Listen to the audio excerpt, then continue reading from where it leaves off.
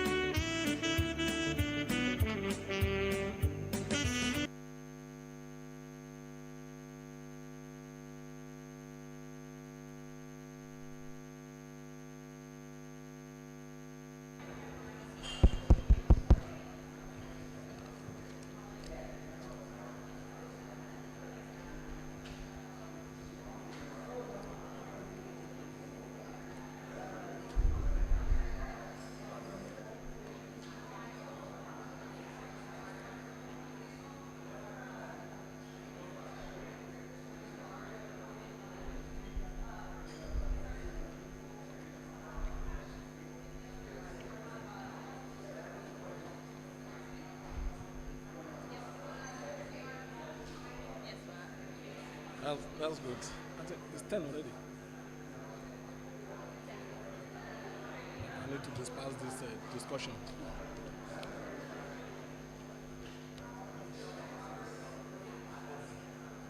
No. I can't hear.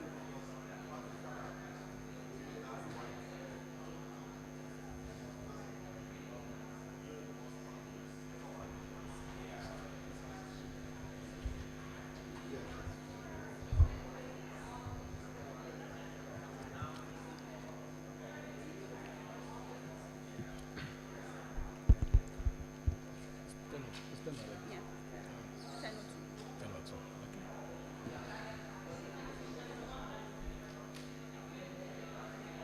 So we are starting in the next 1 minute.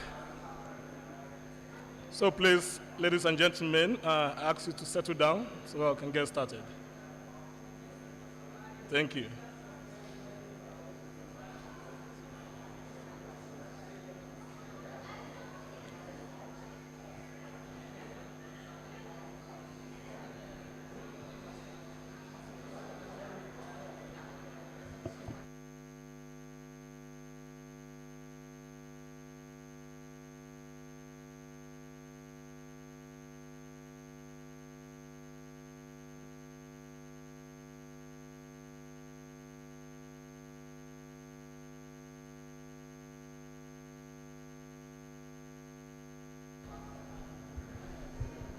Please, can we take our seats so that we can get started? Thank you.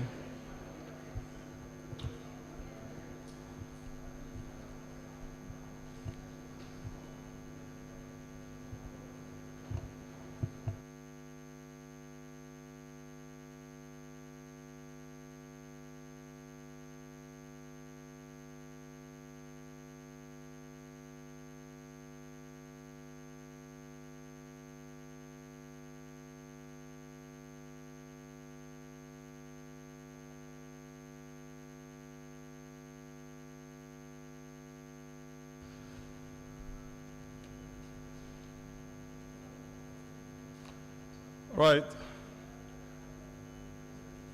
Good morning, good afternoon, and good evening, depending on where you are joining us from. On behalf of IFPRI and the CGIAR, we want to warmly welcome you all to this event. This event is the presentation of IFPRI's 2023 Global Food Policy Report, which is focusing, as you can see on the theme, Rethinking Food Crisis Response. This event also will be presenting or launching a new CGIAR initiative on fragility, conflict, and migration. My name is Ede Hyacinth. I'm the country program manager for IFPRI Nigeria office. And with me is the country communication specialist, Onilogbon Omobolanle. So both of us will be moderating this event today. Just like I said earlier, we are live streaming this event. The recording, of course, will be posted on our website for people to watch maybe subsequently. For attendance, please, we want to know who is participating. And your registration pack, you have a QR code. Just use your phone to scan and complete the information needed, please. Thank you. As we get started, we are hoping that today's event will be an exciting one that will be informative and that will help the development agenda of Nigeria. May I use this opportunity to also recognize the presence of special guests. Some of them are still on their way, and as soon as they come in, we'll recognize them. We have the Honorable Minister of Agriculture and Rural Development, Dr. Mohammed Mahmoud Abubakar, the Honorable Minister, Federal Minister of Humanitarian Affairs, Disaster Management and Social Development, Hajia Sadiya Umar Farouk, who is ably represented by the Technical Assistant to the Minister, Mrs. Aisha Dijo.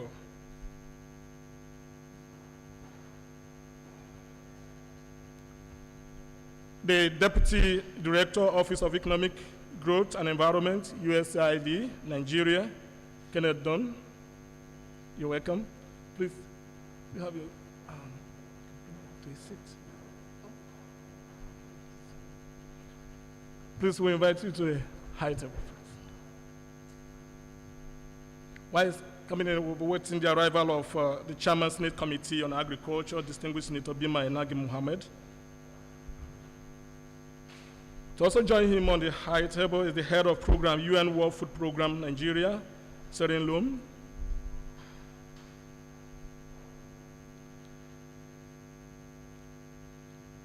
Okay, so I also invite one of our own, the FCM initiative lead, Katrina Kusek.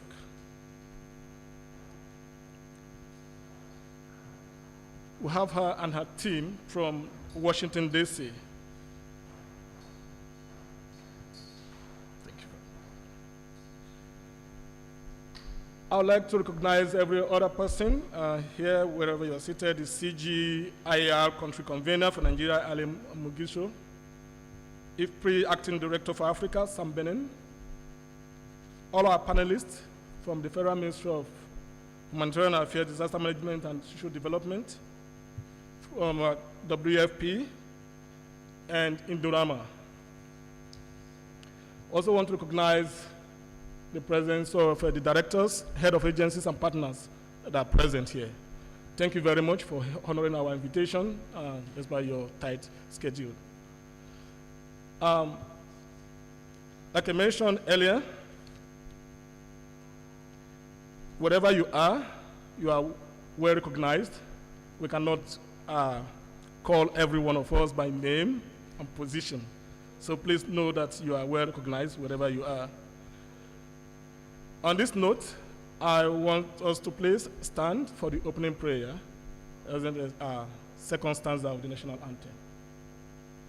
Thank you. May we rise, please.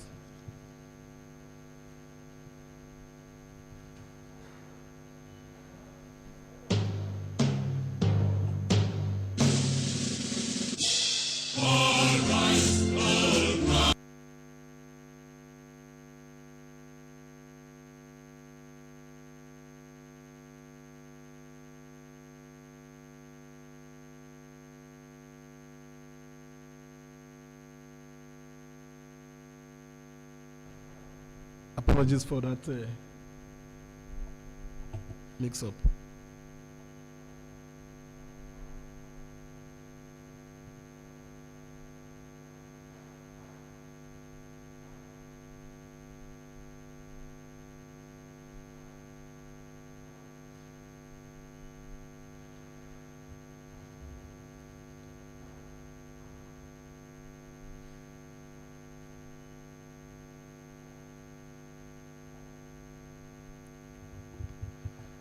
Okay, let's go. O God of creation, direct our noble cause, guide our leaders right. I do know in love and honesty to grow, and living just and true, great lofty heights attain, to build a nation where peace and justice shall reign. Amen. Please be seated as I invite the country, please be seated. I invite the country program leader, IFPRI, Dr. Kwao Andam, for his opening remarks.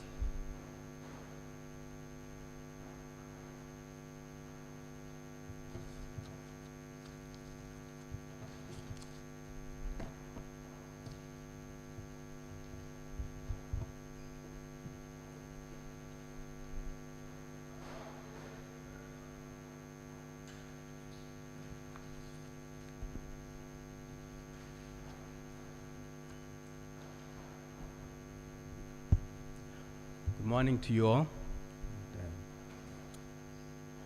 representative of the Honorable Minister for Humanitarian Affairs, Disaster Management and Social Development, ministry directors and agency heads represented here, Kenneth Dunn, Deputy Director, Office of Economic Growth and Environment, USAID Nigeria, Serin Loom, Head of Program for UN World Food Program, CGIR Country Convener for Nigeria, Aline Mugishu, IFPRI Acting Director for Africa, Sam Benin, colleagues, press representatives, distinguished ladies and gentlemen in the room and joining us online. On behalf of the IFPRI Nigeria country team, I warmly welcome you to this morning's event. We are delighted that you have joined us at today's report presentation and CGIR initiative launch. Now, IFPRI is well known for high-quality research outputs and policy dialogue. I would say of those two, the first part we can do almost alone, most of the time with some key partners doing that research together. But for the second part of our work, which is the translation of research into policy solutions and policy dialogue, for that part, partners are absolutely essential. And that's where you all come in. We cannot do that part, that second part well, without your reflections, your questions, and your suggestions on our work. So we look forward to engaging with you all throughout today's event, especially to hear from you about what will be presented.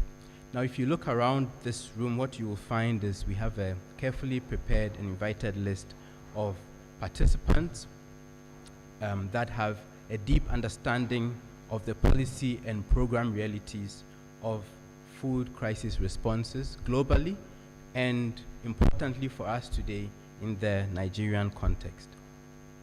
So, to borrow the words of one of Nigeria's famous authors, Chinua Achebe, the world is like a mask that's dancing, and if you want to see it well, you do not stand in one place.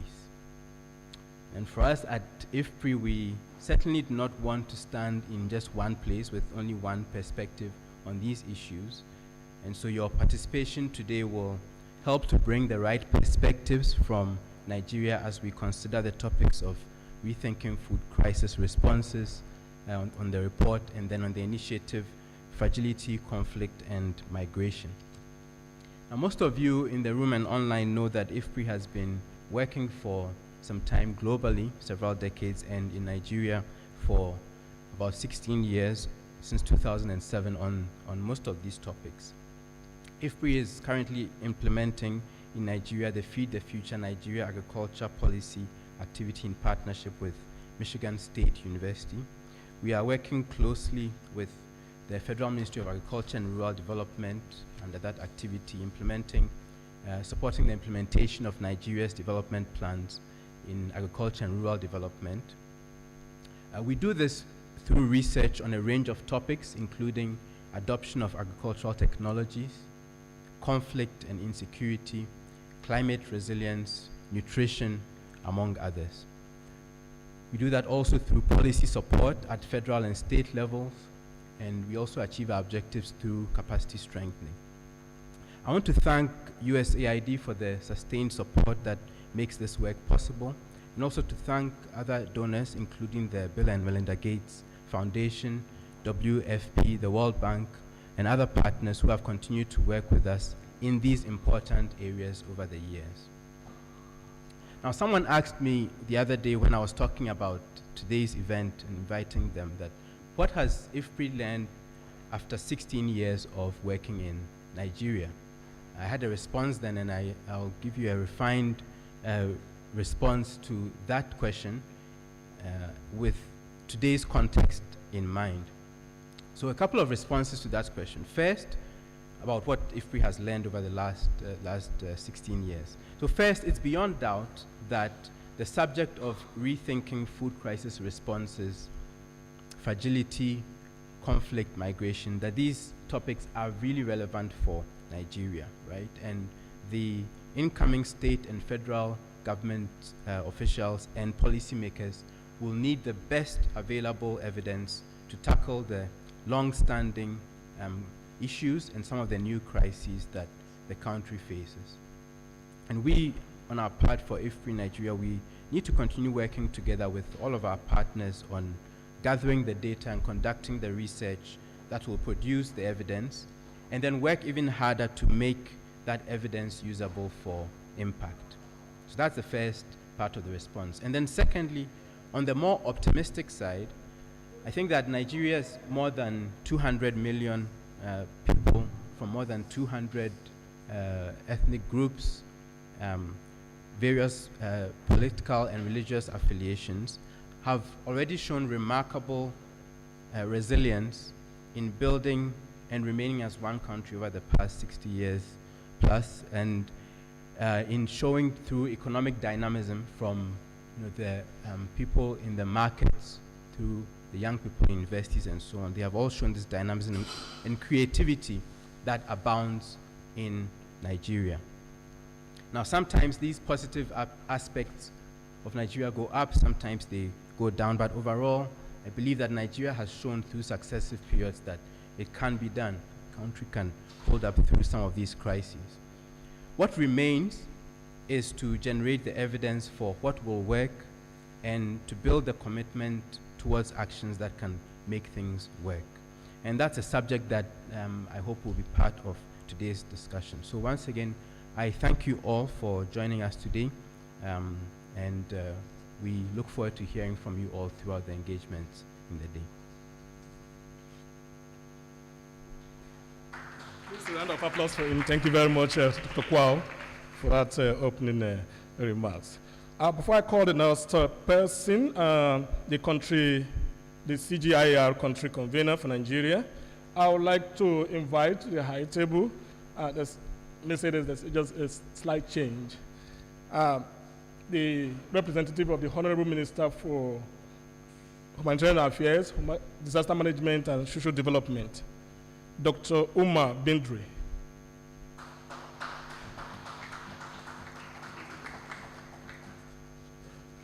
As he takes his seat,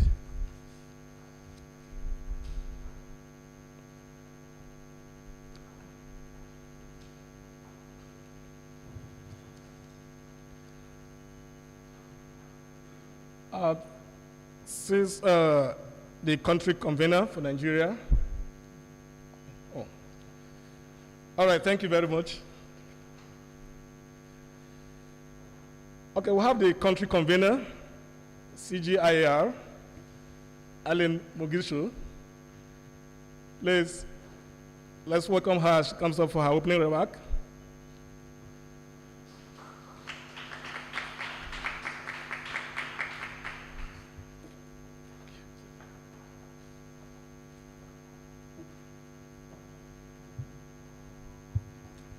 Your Excellencies and honorable members of the Nigerian government here present, ladies and gentlemen, permit me to stand on previously established protocols and thank IFPRI for this very important event at a very crucial time, not only for Nigeria as a country, but as the world is facing multiple systemic changes. So, for a lot of those in the development sector, this is the time we have moved from a crisis to starting again building resilient systems. And the resilient systems cannot be built outside of food systems. But for a very long time, when we have thought about food security, we've thought about the production and the components of how much of that food gets to our table. Over time, the CG has invested both time and resources in ensuring that food system transformation does not only develop at a stagnant level, but in a more resilient way, and ensuring that evidence-based policies have been established and adopted. Above all, the CG has come up with innovation and research that has continuously impacted our continent's food system and has transformed the way in which we look at food production. This is also to say that food production, or to a more layman language, farming, has been a system that has been looked at mostly from us bringing food from the farms to our tables, and not as an agribusiness. Under the new initiatives, we have learned a lot. For most of you who are here are very familiar with the CG. We have over 50 years of experience in different centers, and the lessons learned from those years cannot be taken for granted.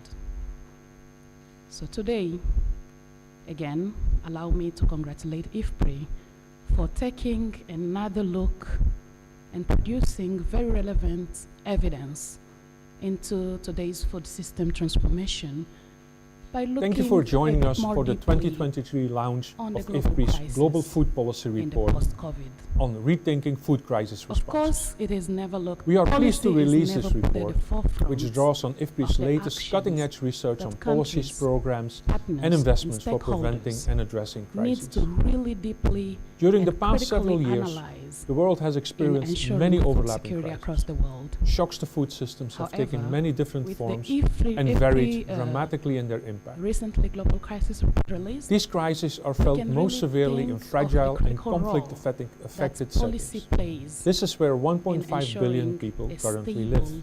and sustainable On average, food 30% system. of people in countries facing protracted Now, crises it is not live.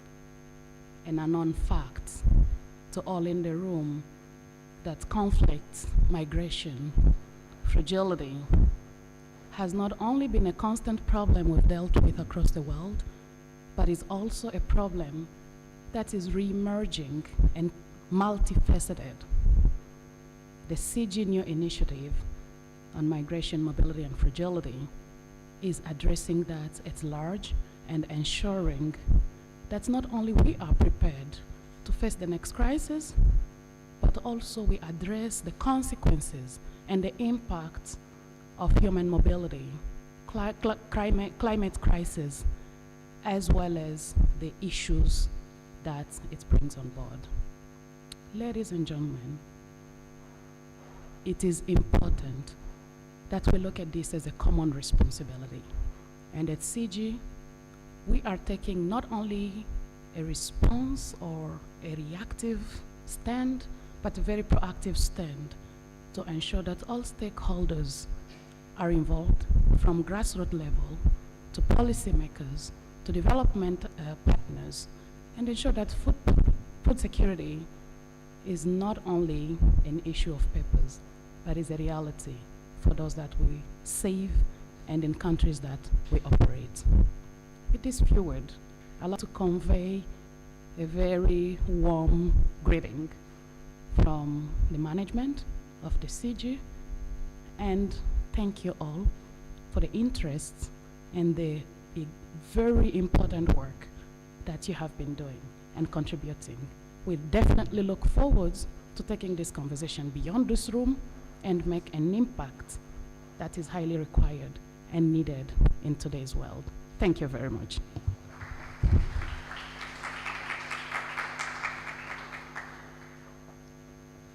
Thank you very much, Ellen, for that remark. I now invite the DG of IFPRI and Managing Director of CGIAR Systems Transformation Science Group, Johan Sweeney, as he joins us virtually to present the introduction and high-level overview of the IFPRI's 2023 Global Food Policy Report. Thank you for joining us for the 2023 launch of IFPRI's Global Food Policy Report on rethinking food crisis responses. We are pleased to release this report, which draws on IFPRI's latest cutting-edge research on policies, programs, and investments for preventing and addressing crises. During the past several years, the world has experienced many overlapping crises. Shocks to food systems have taken many different forms and varied dramatically in their impact. These crises are felt most severely in fragile and conflict-affected settings. This is where 1.5 billion people currently live. On average, 30% of people in countries facing protracted crises live in extreme poverty.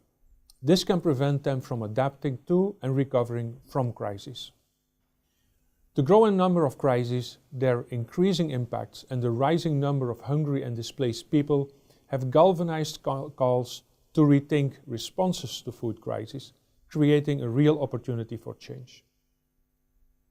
But we must shift away from more traditional responses and focus on responses that combine humanitarian and emergency food aid with systemic and sustainable approaches to prevent and address more frequent compounding and protracted crises.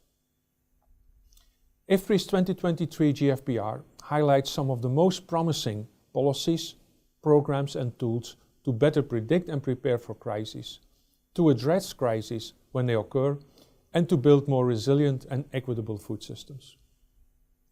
The 2023 GFBR draws on the wealth of evidence built up over the years by IFPRI in partnership with national agricultural research systems, with CGIAR centers and universities, with UN agencies, development organizations, governments, and many others. In its 6 thematic chapters and 6 regional analyses, the report identifies a series of policy priorities that focus on developing countries and vulnerable populations. They experience the most severe impacts from these shocks. The regional analyses examine how recent crises have affected major world regions and how these developments signal new challenges and new opportunities. I'd like to thank Sam Benin, Wim Marivoet and Harriet Mawaya for their work on the report's chapter on Africa. This regional chapter examines the impacts of recent food crises and identifies promising policy options to improve early warning, immediate response and resilience building. Food crises in Africa are mainly driven by conflict, political instability, weather shocks and poverty. All these affect the demand, supply and availability of food. The rising number and severity of shocks, as well as their drivers, differ across the continent. Repurposing support policies to increase climate-smart investments and improve access to nutritious food is a promising option to boost resilience and speed recovery from crises. Complementary policies such as social safety nets and affordable access to health services and education, as well as inclusive political participation, are also important to ensure that repurposing efforts lead to real improvements across Africa. We hope this report helps advance a new paradigm for crisis prevention, for mitigation and policy responses, and one that supports robust recovery and greater stability. Moving forward, IFPRI and CGIAR will continue generating evidence to identify the most promising policy and programming options and working with international, national and local partners to support a more permanent response to food crisis. This approach has enormous potential to reduce the short and long-term impacts of shocks to food systems. I do hope you enjoyed the report, and I wish you great and insightful presentations and discussions.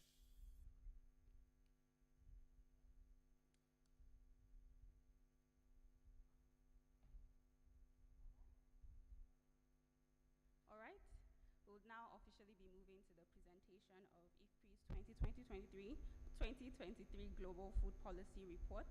And to start us off would be Dr. Katrina Kozek, a Senior Research Fellow with IFPRI's Poverty, Gender, and Social Inclusion Unit for the overall presentation of the report. She is also leading a new CGIAR research initiative on fragility, conflict, and migration. She will then be passing it over to the Deputy Division Director, Africa Regional Office of IFPRI, Sam Benin, who will share the highlights of the 2023 Global Food Policy Report, including messages for Africa. Dr. Sam will then pass it over to Sandra, please pardon my pronunciation, Sandra Rushko of IMWI, Kale Hiveren of IFPRI, Peter Ladrak of ABC for their rapid fire presentations on the report's chapters. So we'll then start off with Katrina. Over to you, Katrina.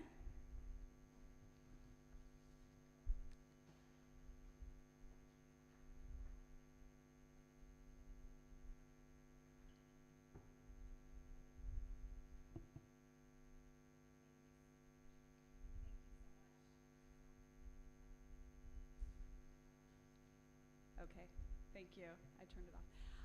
Thank you so much. I'm delighted to be here today and delighted to have our partners in the region attending and being with us today. It's my distinguished honor to present the Global Food Policy Report. This is a collaborative effort from among a large group of people who I will recognize in my presentation. But I wanted to quickly note this is a report that I co-led with Jo Swinnen, our Director General of IFPRI, and has really been an exciting and important effort here, and would not be possible without the contributions of our partners in the region.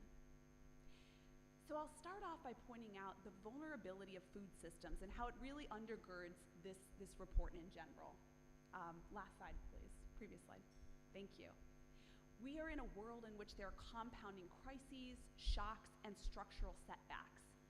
And we had a good period up until the middle of the 2010s, during which we saw these decreases in the prevalence of undernourishment and the number of people that are undernourished worldwide declining. But we've seen this pivot, and this is well before the COVID-19 pandemic. We see this increase worldwide in the prevalence of undernourishment. At the same time, we've had quite a bit of price volatility over the last 20 years, as you can see in the graphic here on the right, where we see food, fuel, and fertilizer prices, and we see that recently we've seen incredibly large shocks, but we've also seen them in the previous decades as well. Next slide, please. Now, we have a couple terms on our minds as we look at this report, and they include climate, conflict, COVID, and food security. We see that conflicts have become more frequent, more complex. They're resulting in protracted crises in many parts of the world. Climate change is also a looming danger. It is a risk multiplier that is causing combining with other structural features to result in food crises. We see up to 20.1% reduction in agricultural productivity growth that has occurred since 1961. Climate change is a contributor of food crises for more than 20 million people in 2021. We see, on the graphic on the right here, trends in extreme weather events and droughts and floods over the past century here. And you see this very clear increase, thank you, a very clear increase in recent years in the frequency of these shocks. So this is becoming more and more of a problem in our world today. It's leading to these compounding crises, and we see many examples in the world today in Syria, Afghanistan, South Sudan, Sudan, and other places. Now, we also know at the same time that food crises do not impact all people or all countries in the same way. We know that there are certain countries that are much more impacted, generally low and middle income countries, and they often have more limited responses, more limited resources for crisis response, which is the source of the vulnerability. Forced migration is central in this picture. And we know that there are about 103 million people as of 2022 that are forcibly displaced. And among those forcibly displaced, very importantly, 80% of them are experiencing acute food insecurity. So we have a health and nutrition crisis here happening amongst these forced migrants. Women, we also know, are especially vulnerable. They are impacted more heavily by shocks, and these shocks are impacting their dietary diversity, their decision-making power, the assets they hold, their health, and even their physical safety. We know that in the last few years, including due to the COVID-19 pandemic, gender equality was set back by about 30 years. So we have extreme concern for women in particular when considering crises and shocks. So this calls for answers, right? And the people in this room are really central to those answers. With the Global Food Policy Report 2023, we are trying to chart a new path for addressing crises. We know that the calls for effective crisis response are nothing new, but they are becoming increasingly more urgent.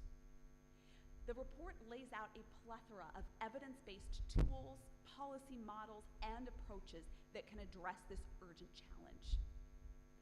Very central in here is the need to align humanitarian aid with medium and long-term development strategies and with resilience building so that we can have these reflect a humanitarian development peace, or HDP nexus approach.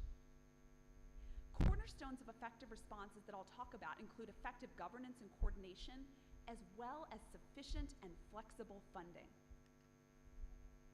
This 2023 report, again, is a cutting-edge analysis from IFPRI and partners about recent crises and their impact on food security, nutrition, poverty, and livelihoods. And the takeaways here really are that existing research and additional investments in new research can really serve decision makers and support HDP nexus strategies. Transforming food systems is a logical and powerful entry point from which to achieve crisis resilience. Now this report, Joswinen and I lay out in chapter 1 the general problems we are facing and the types of responses that we see. And we're going to hear from some of the chapter authors today through some rapid fire presentations about their specific contributions and recommendations emerging.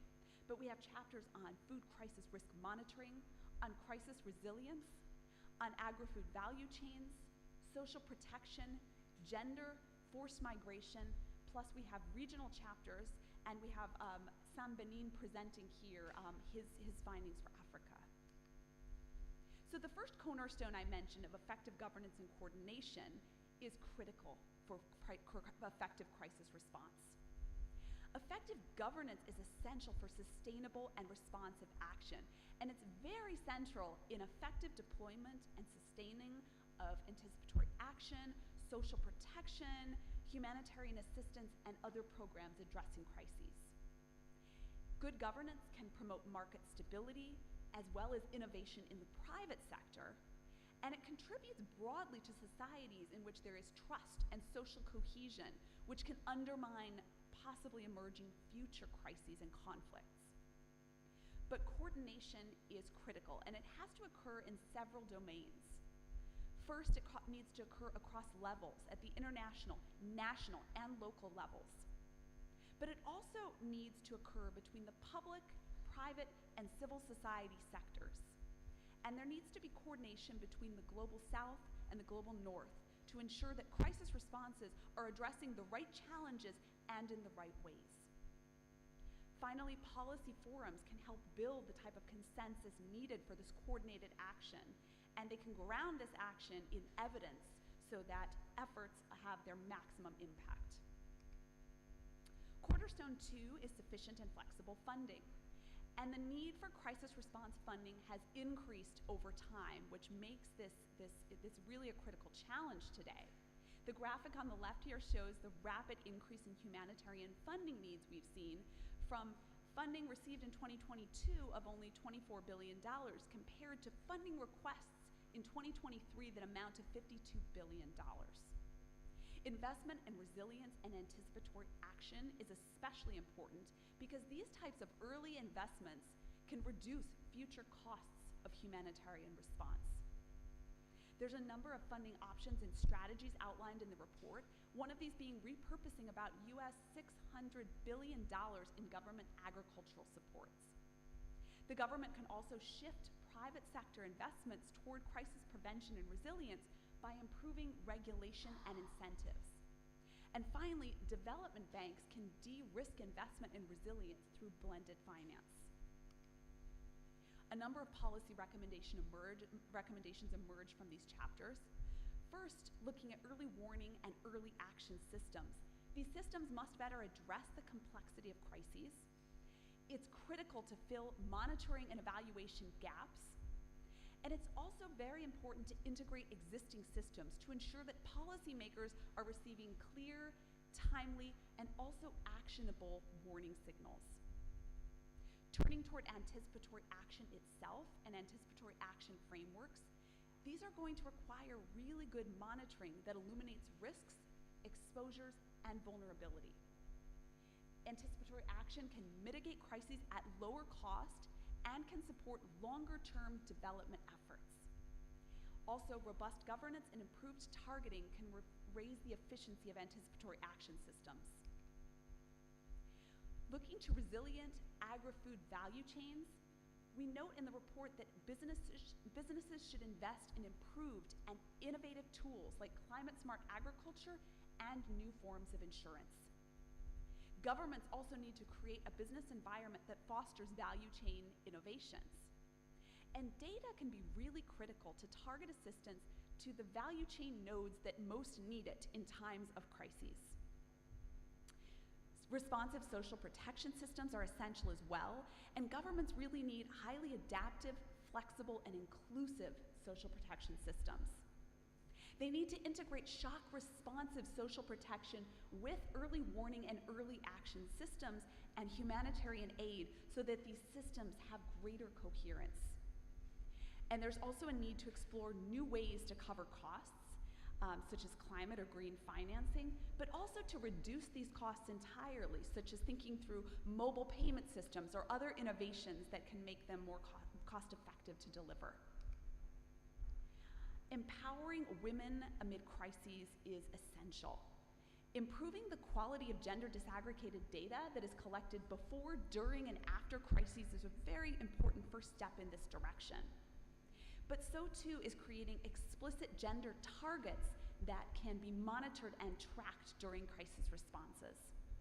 And finally, increasing women's political participation and amplifying their voice and agency at times when they may be sliding backward is essential for assuring that that gender equality is not compromised in time of crises and women can come out stronger afterward.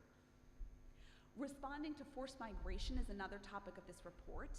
And governments need to invest in infrastructure, and they need to design policies that can expand the benefits of migration. We know migration is an essential strategy for addressing shocks. Innovative data collection can also be used to better understand and address the root causes of forced migration and result in better outcomes for host communities and migrants themselves. I would like to thank the authors of the Global Food Policy Report chapters this year. We've had a tremendous group of researchers from within IFPRI, from other CGIAR centers, and from partners in other organizations who've contributed and collaborated with us to find solutions and responses. Among these, we have our Africa chapter being presented shortly by Sam Benin, and this is collaborated with other scholars from the region. Thank you so much to everyone for your attendance, for your participation and energy today. Very much appreciate it. Thank you very much, Katrina, for giving us the overview of the presentation. All right, now it's over to Sam.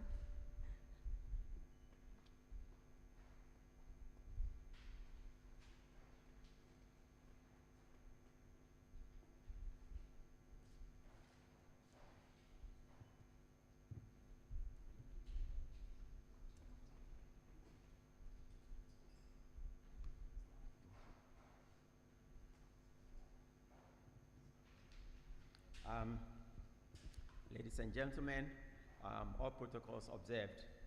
So what I would like to do is take a few minutes to focus on Africa, the issues and challenges that Katrina and you have talked about earlier.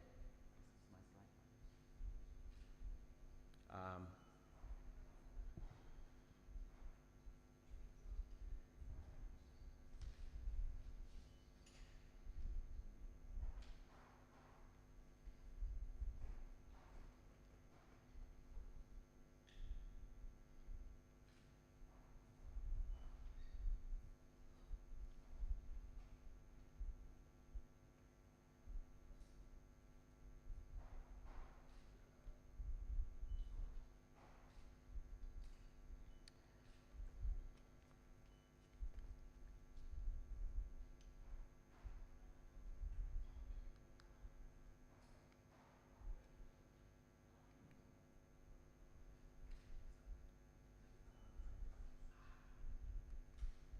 Thank you. All right. So as you can see from the charts, maps on the on the slide here. The darker the color, it means the more dire the situation, whether you look at it in terms of the numbers of people.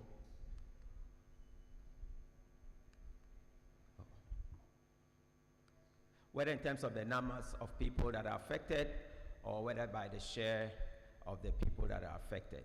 But basically what you can see is that for all of Africa, about 20% of the population are facing food insecurity and also are undernourished. And this is quite, it's a big chunk, you know, one in 5 people, that's a big chunk. But if you look at the chart, you can see that the situation is not the same everywhere, and that some of the countries are more affected than the others. And you can also look at it by region. But basically, if you look at the numbers, then you can see that DRC and Nigeria, you know, have quite a lot of people that are affected.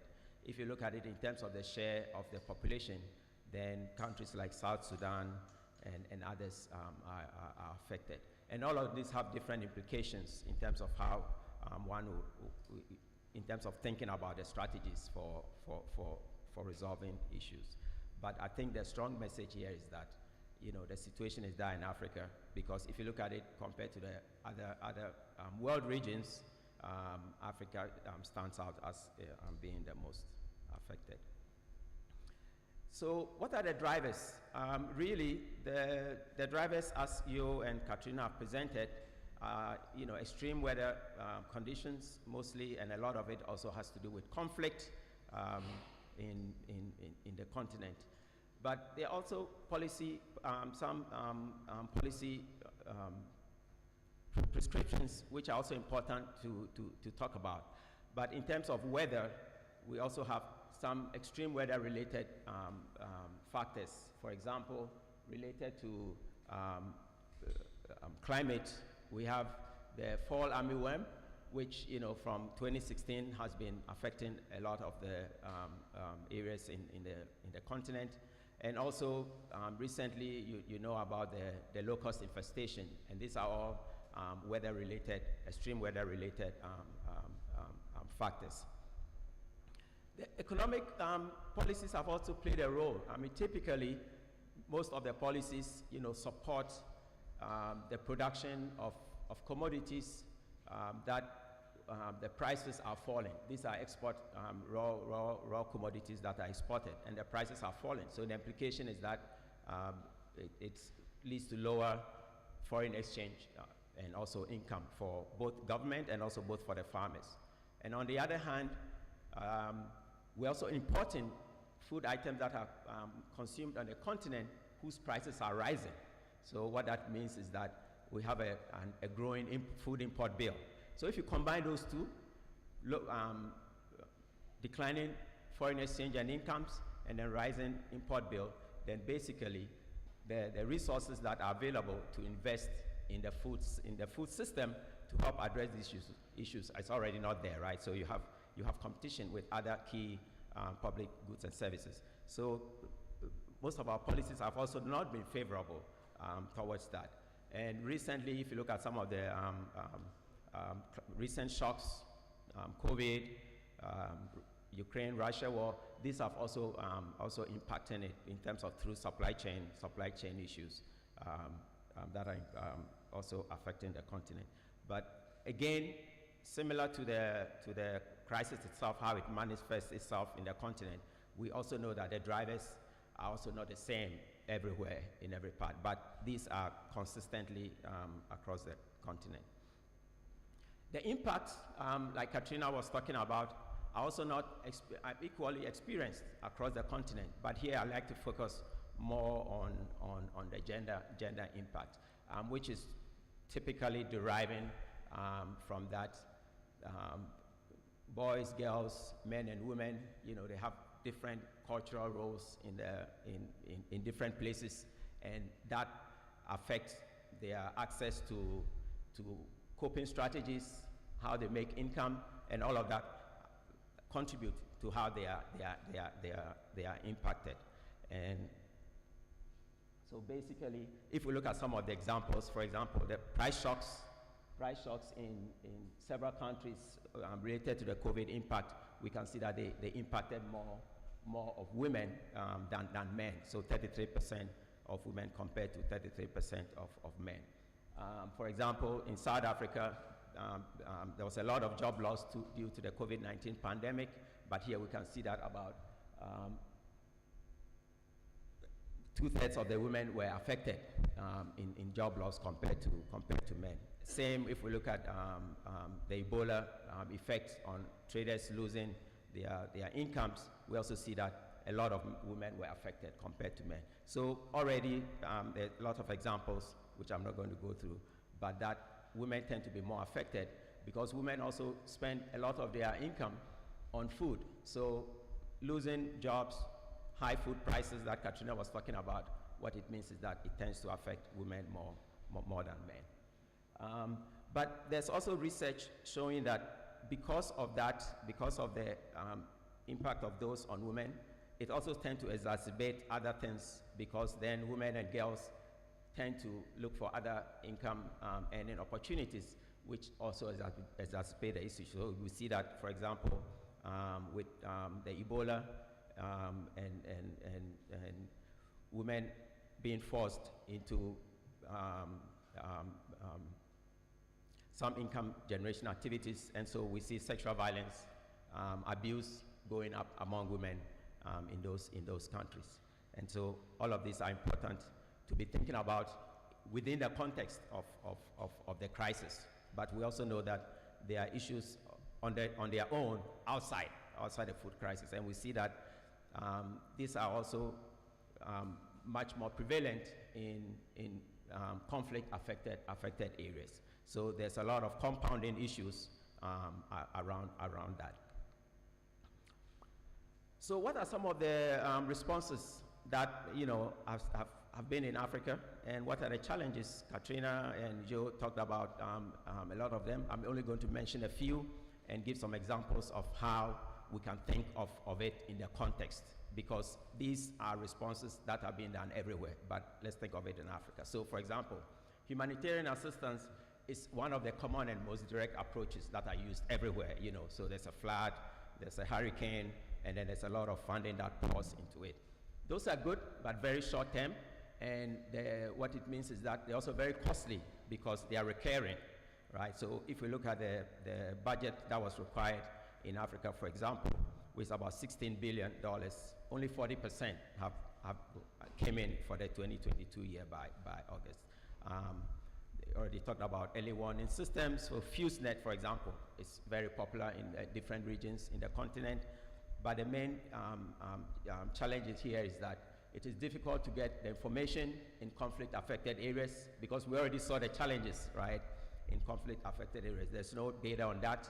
And also, and some of those areas is trying to be more politically sensitive to the issues. So the real issues are not discussed, and some of the solutions do not come forth. Resilience building is one area that has picked up because, like I was saying, what is needed is more medium-term and long-term solutions to the humanitarian assistance. So, for example, the World Food Program, food assistance for building assets is very common. It's a very common strategy to doing that, but those also have multiple objectives.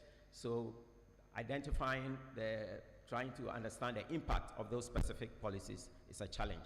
But what it means is that more information on monitoring those activities and impact evaluation is very, very important. The HDP Nexus approach Katrina mentioned, one good example is in South Sudan, where about more than 90 agencies came together to work together on how they would help address the situation in South Sudan, and that is very, very promising. And so it is something that has to be studied more and look at the challenges with just coordinating, understanding what other agencies are doing in that frame.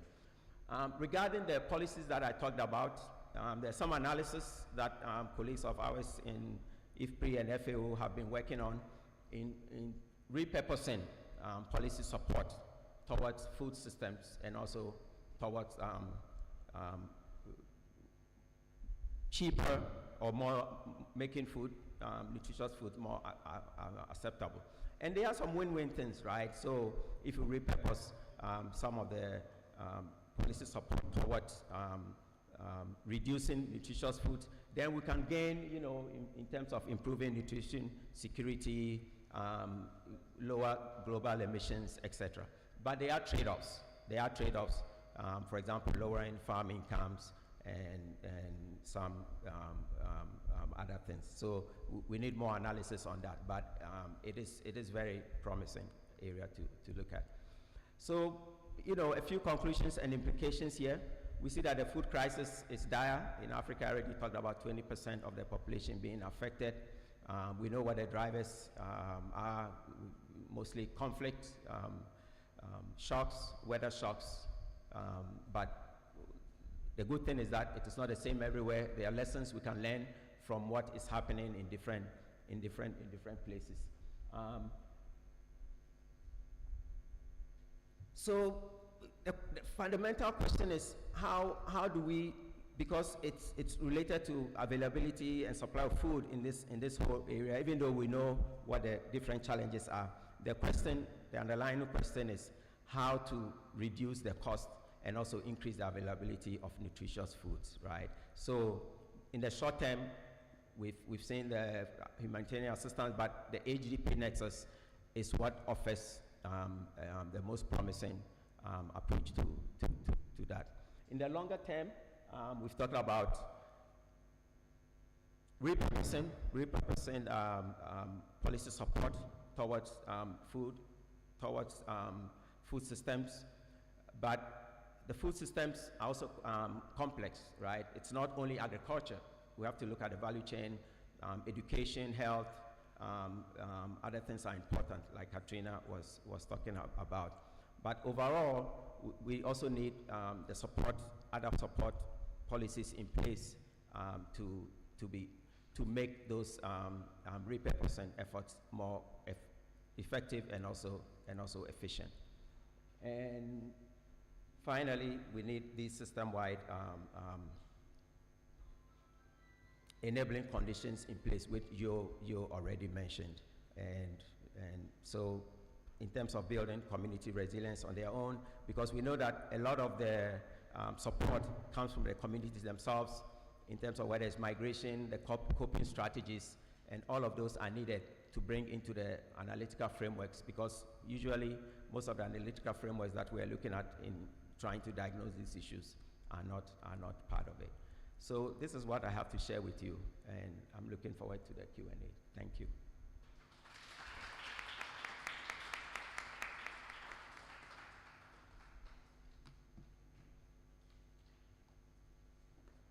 Thank you very much, Sam. Thank you for that presentation and for bringing the message down to Africa.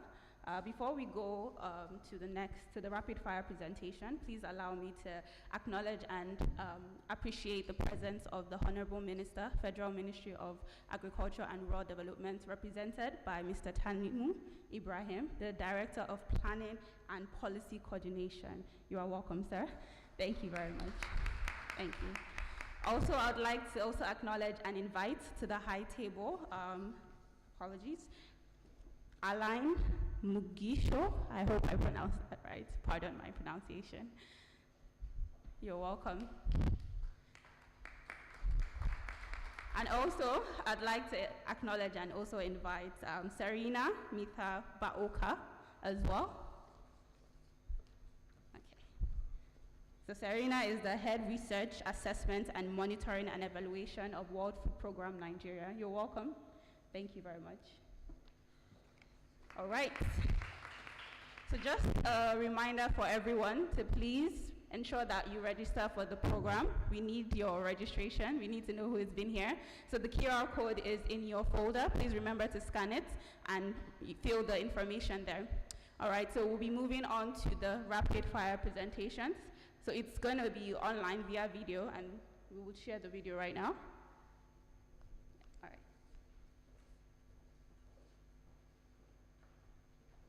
Hello, I'm Sandra Ruxtel, a senior researcher at the International Water Management Institute with the CGIAR.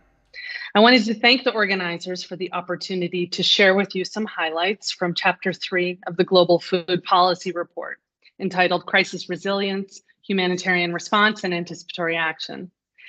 This is a joint piece of work which I co-wrote with Sikandra Kurdi of the International Food Policy Research Institute. Now, I'm not going to review all of the chapter contents in detail, but rather would like to provide some important points for discussion. First, it's helpful to begin with the HDP nexus, which is a very useful point of reference as a concept that was initially coined at the World Humanitarian Summit in 2016. The idea, initiated by UN Secretary General Ban Ki-moon, was to facilitate integration within international initiatives to promote efficiency and effectiveness. Now, the challenge in operationalizing this integrated construct, however, is seemingly divergent mandates, priorities, and objectives of practitioners. In short, decision-making is done differently by different institutions, and alignments are not easily achieved. This is especially true in the midst of crisis. Better evidence can help improve our practical understanding of what activities at the nexus are effective in promoting mutually reinforcing objectives. This way, research can help to align humanitarian aid with medium and long-term resilience building initiatives and peace building and conflict prevention.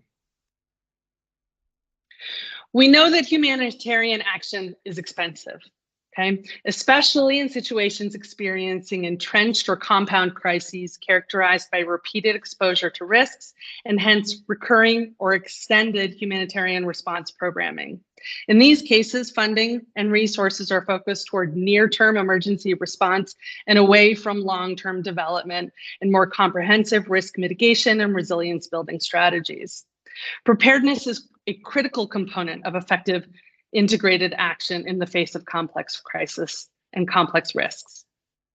Advanced planning for humanitarian action is the goal of the anticipatory action framework. Experience shows it can improve efficiency, decrease delays, and reduce the costs and impact of crises. And when anticipatory action is aligned with and embedded in DRM strategies and national adaptation plans, it can promote broader sustainable development outcomes. Anticipatory action is, if designed coherently, can promote coordinated decision-making at the center of the HDP nexus. This is a complex area of intervention that requires further research, okay, to ensure intended impacts are achieved and a robust global portfolio of good practice in this domain is established. This graphic illustrates the logic behind anticipatory action, showing that when an emergency is detected early and before the full impact of the event is felt, it can help reduce peak humanitarian need. This is in comparison to the traditional responses, which are organized at the time when a crisis event occurs, when response times can lag and impacts can compound in affected communities. Anticipatory action is being piloted in multiple contexts now worldwide. It is based on predefined vulnerabilities and risks associated with anticipated disasters, which are then used to determine response triggers and predetermined response strategies and resource allocations. These early warning tools provide a basis for evidence-based decision-making within a given emergency response system. Anticipatory action is growing in popularity as a planning and financing mechanism, with a rich body of experience being cultivated by ICRC and IFRC, several UN program agencies, and there are many local and national partners. But there are two main gaps which deserve deeper analysis. First, impact assessment remains a major gap for anticipatory action initiatives. Development and refinement of feasible evaluation mechanisms and stress testing tools for anticipatory action will serve to strengthen this area of practice and prove its effectiveness. Second, there is a growing demand for anticipatory action schemes that are also conflict sensitive.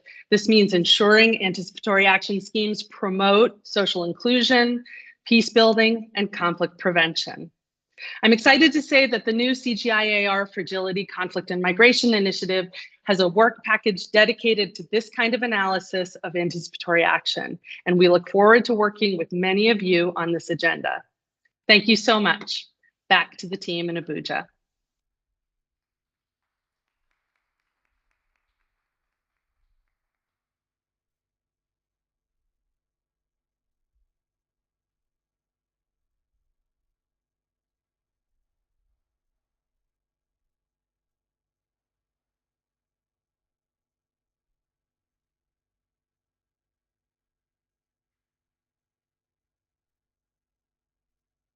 Hello, everyone.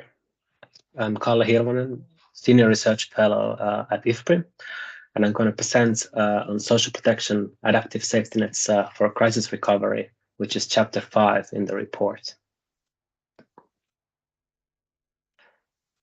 Social safety net programs that are a form of social protection programming, and they provide cash or in-kind transfers to the poorest and most vulnerable households. And they, over the last couple of decades, they've become a truly mainstream policy tool to address chronic poverty and food security. And there is plenty of evidence to show that when these programs are carefully designed and also implemented, they do improve food security, reduce chronic poverty, and build up household wealth. Increasingly, these programs are being used as a of increasing turbulence. COVID-19 pandemic is still having an effect on us. Global food price shocks are here, affecting particularly urban consumers, and the effects of climate change are visible. We already see that there is an increase in the frequency of extreme weather events such as droughts and floods almost all across Africa today. And during crisis, social safety net programs can offer protection through several channels. Here, I'm just going to highlight two. They can improve resilience by building households or communities' capacity to deal with future shocks. And during crisis, these timely and adequate cash or in-kind transfers provide relief to those affected households. In the chapter, we review the empirical evidence on this topic, and we find that there is now growing evidence that social protection programs do indeed protect against droughts, floods, and other types of natural disasters, and also protect households during pandemics. There is also anecdotal evidence from past global and local crises that areas or countries that did have pre-existing social protection delivery systems in place were often more agile in delivering and targeting transfers than programs that were set up during a crisis. And this has led to this kind of increasing interest in establishing adaptive or shock responsive social protection programs that expand during a crisis and contract afterward. And some innovative examples that we cover in the chapter are Kenya's Hunger and Safety Net program and Ethiopia's Productive Safety Net program. But setting these types of programs requires major investments. We need early warning systems, unified targeting systems so that we target the right people and avoid duplication across different social protection programs. And then we need appropriate risk financing instruments to make sure that the funding is indeed available when this crisis hits. The chapter ends with several policy recommendations. First, despite the increasing interest and the number of programs, social protection programs, the coverage in the poorest quintile or poorest households is relatively low, particularly in poorest countries and also in urban areas. We call for a shift towards a more proactive approach to disasters by incorporating these types of shock responsive or adaptive designs into existing social protection programs. But these adjustments are costly. So we need to strengthen also at the same time domestic revenue collection systems to fund improvements in social protection programming and also explore new ways of financing social protection. And finally, the long-term goal of social protection and social safety net programs in particular is that households graduate out of poverty and out of long-term supports. And these new graduation model programs that have been developed over the last couple of years show increasing promise. programs that are scalable and can be incorporated into existing safety net programs. Thank you very much.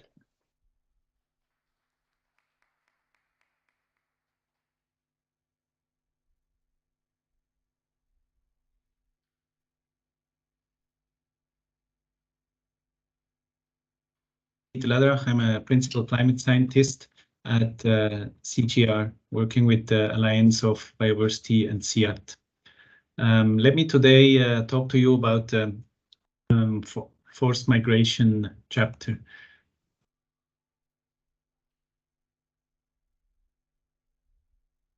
The forced migration, fragility, resilience, and policy response chapter in the Global Food Policy Report. First of all, let's discuss the key migration facts. Internal migration has surged by 62% over the past 20 years. This is an increase in 107 million. The number of refugees has doubled since early 2000s. Most of them are hosted by low and middle income countries. 80% of displaced people find themselves in areas of acute food insecurity. COVID-19 pandemic has worsened this entire situation. An important share of people displaced by climate change are women, and we all know women face higher risks of violence. Forced migration may also result in irregular migration, as seen by the apprehensions at the US-Mexican border that were set in place. This number has tripled compared to 2020. Let's get to the causes of forced migration.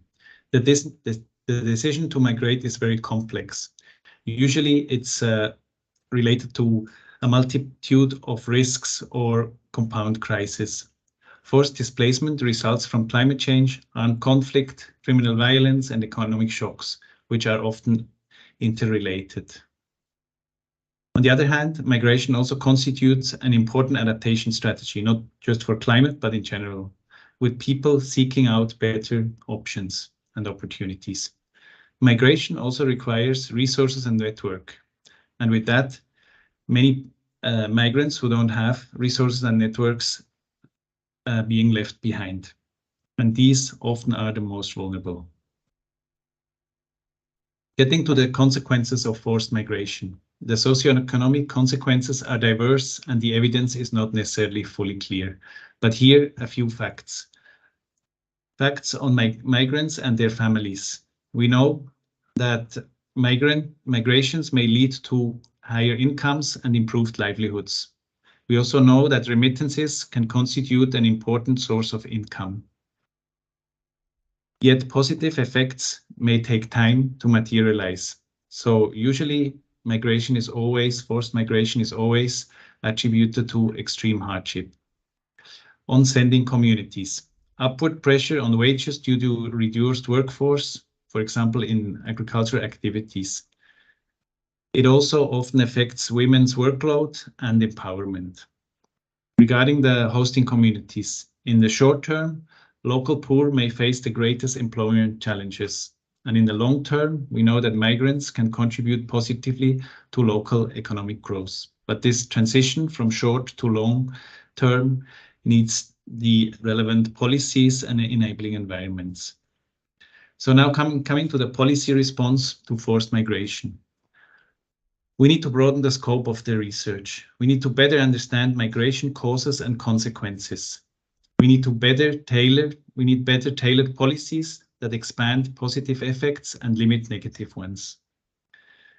We need to accelerate transition from humanitarian aid to development policy and better integrate refugees into hosting communities.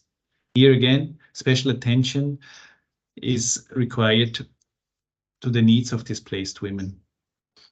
We need to align protection and climate adaptation objectives. There's not enough funding to address all the objectives separately. Humanitarian and climate investments must mutually support peace, food security, and climate adaptation and mitigation. And last but not least, we need to address forced immobility, a problem that has received little policy attention. And we've seen that the ones left behind are usually the most vulnerable one. Migration is an important adaptation strategy that can support livelihoods, build resilience, and protect against fragility and armed conflict. I hope this short overview provided some insights in the forced migration chapters, and I hope you're gonna read the full chapter soon. I wish you a great day and enjoy. Thank you.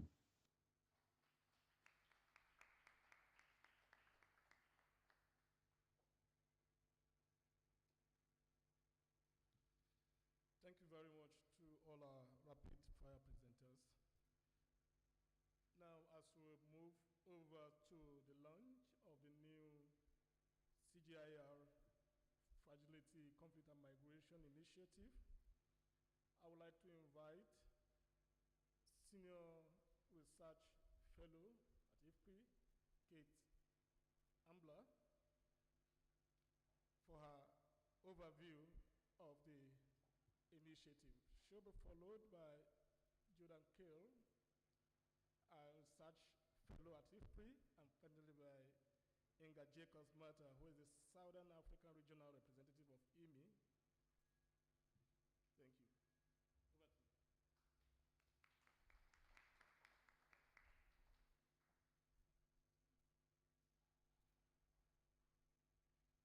My name is Kate Ambler, and I'm a Senior Research Fellow at IFPRI, and I'm here to introduce to all of you the new CGIAR Research Initiative on Fragility, Conflict, and Migration. The initiative is led by Katrina Kosick and co-led by Peter Latter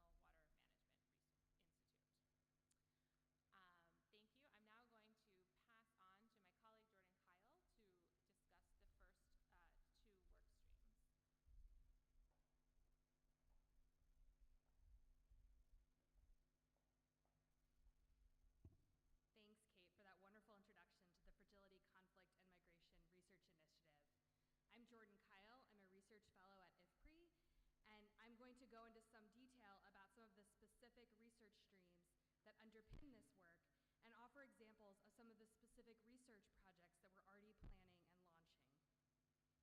Crises undermine hard-won development gains and threaten livelihoods, food security, and the assets of the poorest and most vulnerable households. The first research stream under this initiative focuses on anticipatory actions designed to provide support and take actions before crises take hold. Dr. Sandra Ruckstall did a really nice job introducing the idea of anticipatory action in her presentation for the Global Food Policy Report. She is also the global leader for this stream of research.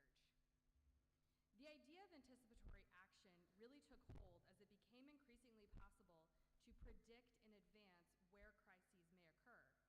For example, famine early warning systems enable governments to take early action during droughts and prevent some of the worst outcomes from occurring. It's about using early warning of an impending event swiftly followed by early action to prevent loss. There is significant potential here. The FAO estimates that every dollar invested in anticipatory action can generate $7 in benefits and avoided losses. Yet there are a number of ways in which research and evidence can support and enhance the effectiveness of anticipatory action. And that's what this research stream is designed to address. First, as Kate described in her introduction and as we heard in the Global Food Policy Research Report, crises are increasingly complex and overlapping. And to effectively anticipate crises, we need to understand how food, land, water, and climate risks compound and interact with each other. Second, we need frameworks and strategies on how to incorporate risks from these compound crises into early warning and early action systems and support policymakers through decision-making under risk. Third, it's easy to say that anticipating crises is better than reacting to them, but we really need to understand how to design impactful, effective, anticipatory action programs that respond to local conditions, are socially inclusive, empower women, and are sensitive to conflict conditions that often overlap with crisis and fragility. And fourth, we need evidence on the types of governance environments that can mitigate crises, foster social cohesion, and lay the groundwork for effective anticipatory action programming. We'll work in a number of countries with many partners to try to generate this evidence. We'll focus on quantitative modeling of fragility, conflict, and migration drivers, supporting how to use these prediction models in decision-making and risk assessment, working with organizations like UNHCR, WFP, International Red Cross Red Crescent, and more across Ethiopia, Mali, Jordan, Pakistan, and a number of other countries. We also plan to study how to lay the groundwork for anticipatory action, including the role of local governments in predicting crisis and in responding to crisis in Mali, and how crises affect women's empowerment across sub-Saharan Africa more broadly, drawing policy lessons from this work on how to embed women's empowerment principles within anticipatory action programming. So here's a specific example of the type of research that we'll be conducting under this stream of work. One specific example is a series of case studies looking at past responses to crises and natural disasters, trying to understand how decisions were made in these crises and how they can be made better.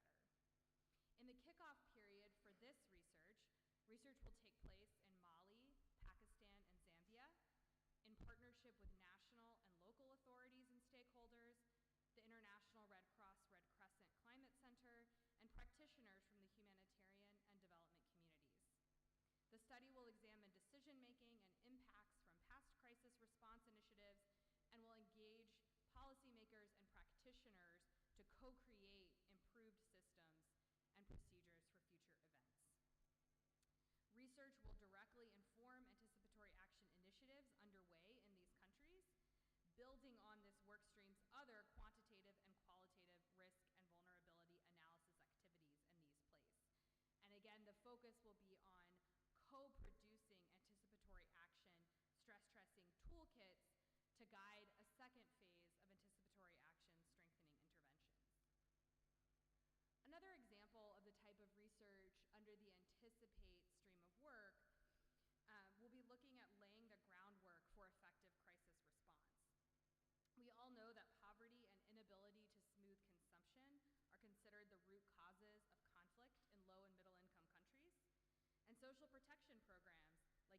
Ethiopia's Productive Safety Net program aim to address these root causes by reducing poverty and increasing resilience. Yet we actually don't know very much about the long-term relationship of these types of social protection programming with reduction of, with conflict risk or potential reduction of conflict. This study will use a combination of administrative and remote sensing data to try to get at some of these long-term relationships.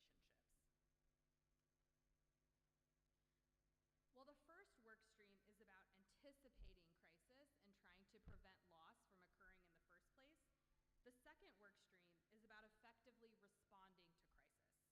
And a key tenet of effective response, as we heard during the Global Food Policy Report launch, is bridging humanitarian response with long-term development and sustainability goals.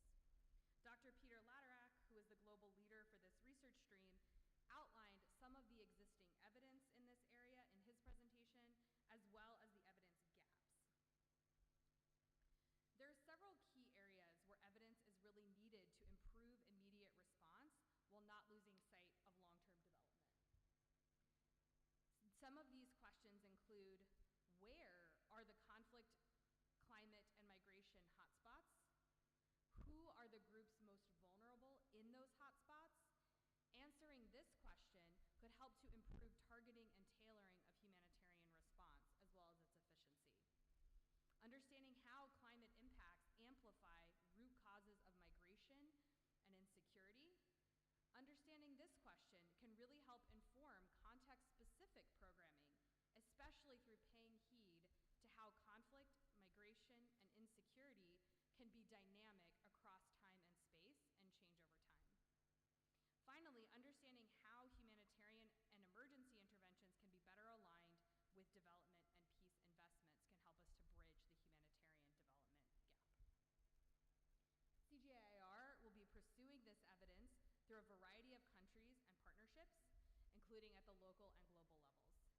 For example, the Migration Decision-Making Partnership is working with UNHCR and the International Organization for Migration to develop tools to guide analysis of migration decision-making in key migration corridors. Evaluations will inform humanitarian programming and policies with close collaboration with the Interagency Standing Committee on Nutrition and Social Protection clusters.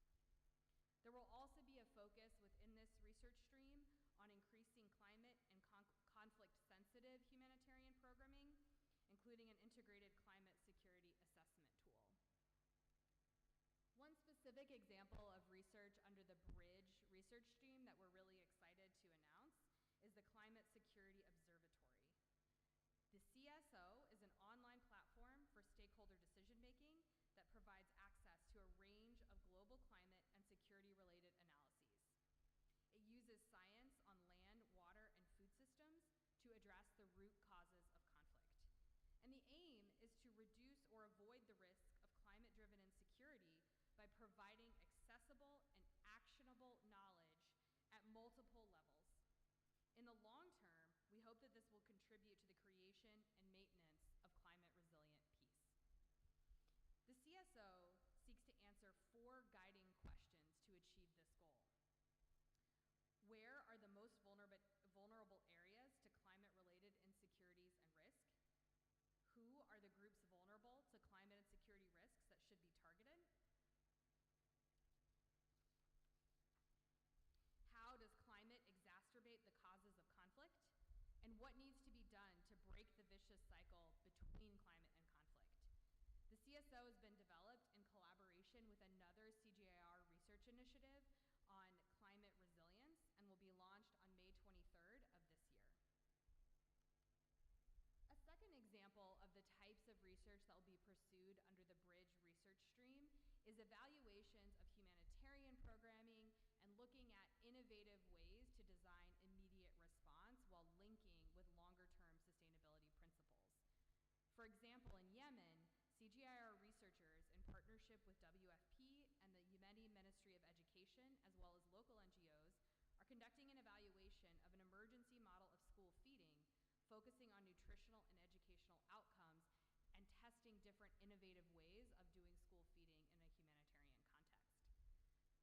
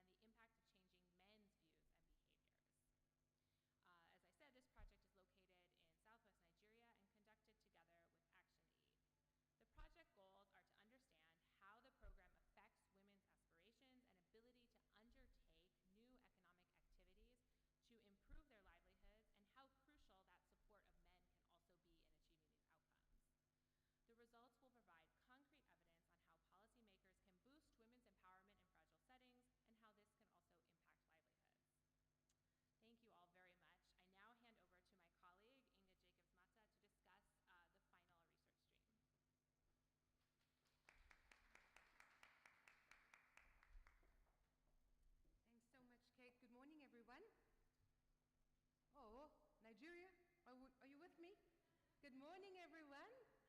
Lovely to be here. My first time in Nigeria, and I had to come because you'll hear what the significance is of Nigeria in this scope of work. My name is Inga Jacobs. I'm from the International Water Management Institute. I also lead this really dynamic team of social scientists, sustainable finance experts, scaling experts, thinking about how we scale innovations.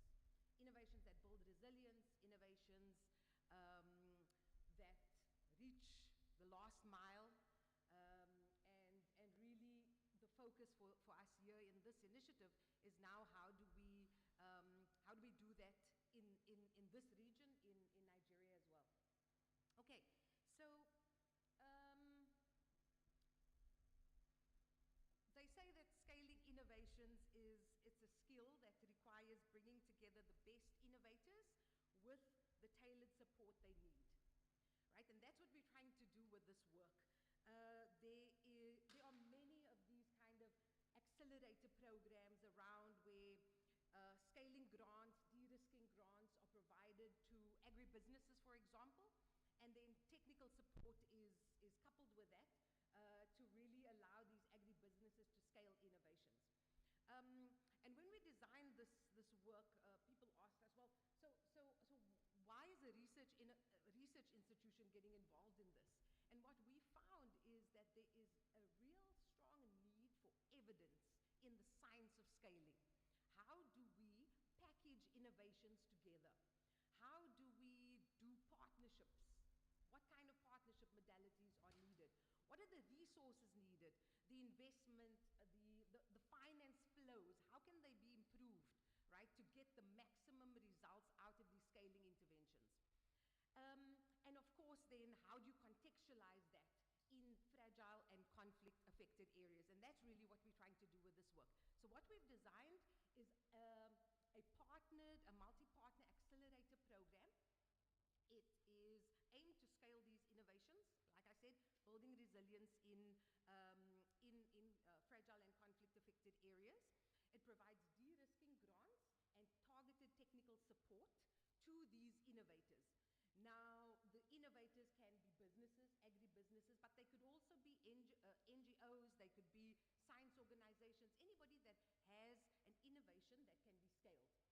Then we're also wanting to take that further, and we want to leverage private sector resources in the design and the scaling of these innovations. Of course, we also realize that within the whole ecosystem, the agri-food ecosystem, we also need to look at how do we strengthen these local innovators' capacity to be able to scale. How are we building, real systemic change at the agri-food system level? So that's what we're doing. We've designed this end-to-end methodology that comprises of innovation bundling, because we know that oftentimes it's about how do you bundle a package of innovations, not just one.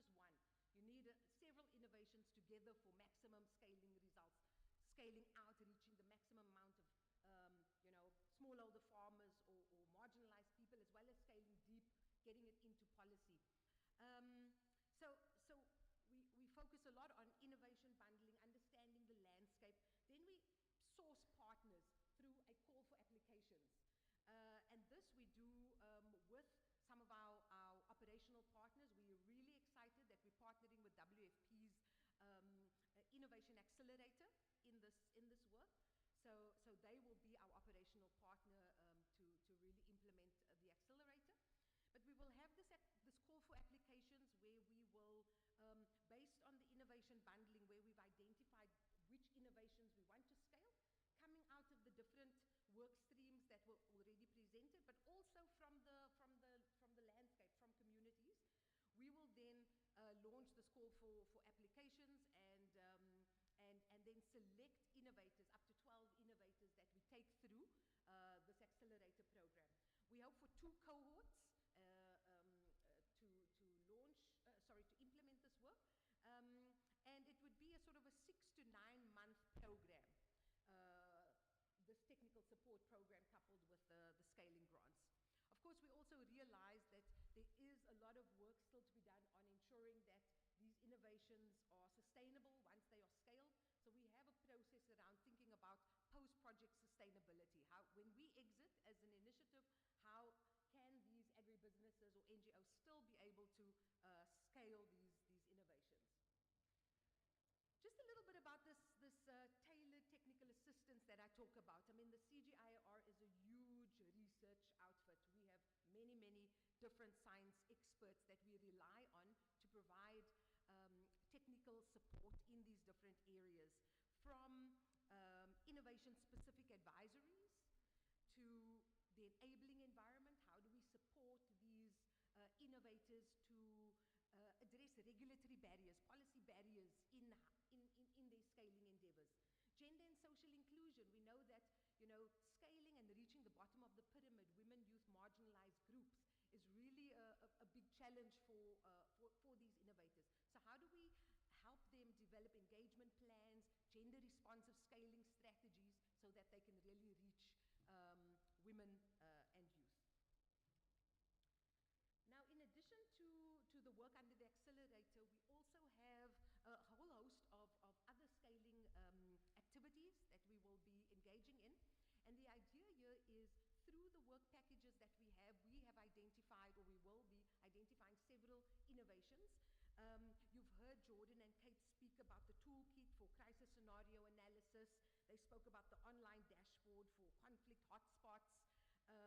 The mobility, various mobility innovations. Well, we then support these teams, these research teams, to think about how do they develop a scaling strategy in different countries, in different contexts.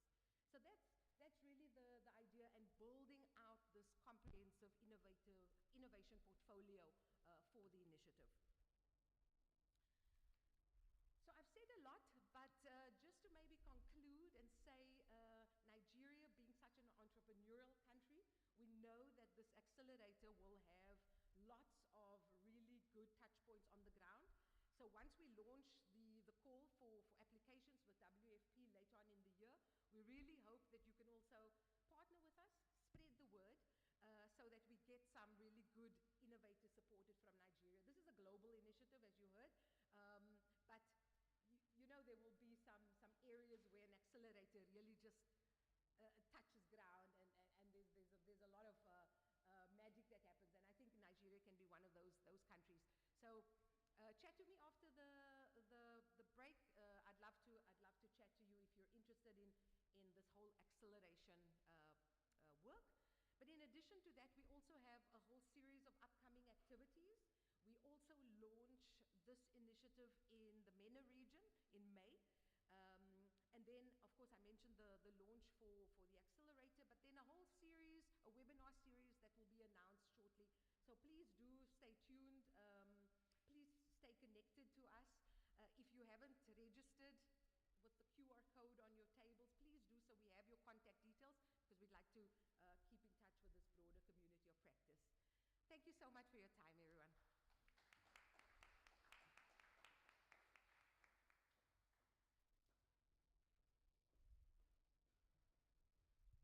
Please, another round of applause for the presenters.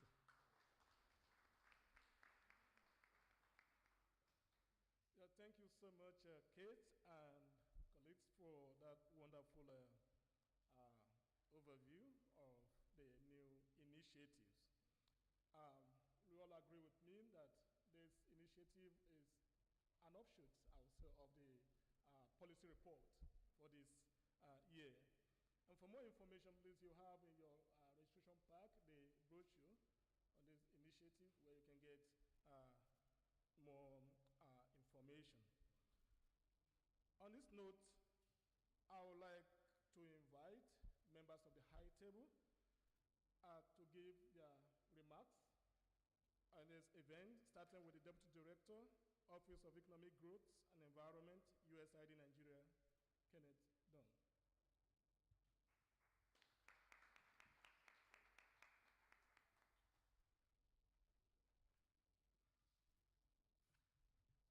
Good morning, everybody, and it's a pleasure to join you here at this event today. I'm listed as the Deputy Director of the Office of Economic Growth and Environment. I would say, more importantly, I am an agribusiness officer. I used to call myself an agricultural officer, but my friend and colleague from Egypt, who is here today, because I brought him from Egypt for some time to help me work here, because I've only been in Nigeria about 7 months. And what I quickly realized was this is a very complex country. There's lots of issues going on. There's lots of potential, but I need to learn as much as I can. And so something like the IFPRI and this new CGAR activity with the initiative, that's very, very important to me because it's going to give me information that I need. And then what do I do with that? When I'm done with it, I will take some of the highlights and have my staff read it and look at it, and then I want their opinion on it. I want other input from the Nigerians that are living and doing this. And it's like, okay, how do we take this information and turn it into some activity or a program? It might be 2 years, 1 year, 6 months, 5 years, maybe 20, because that may be what it takes, to make a positive impact on Nigeria and the Nigerian people. That's what's important, and that's what my job is.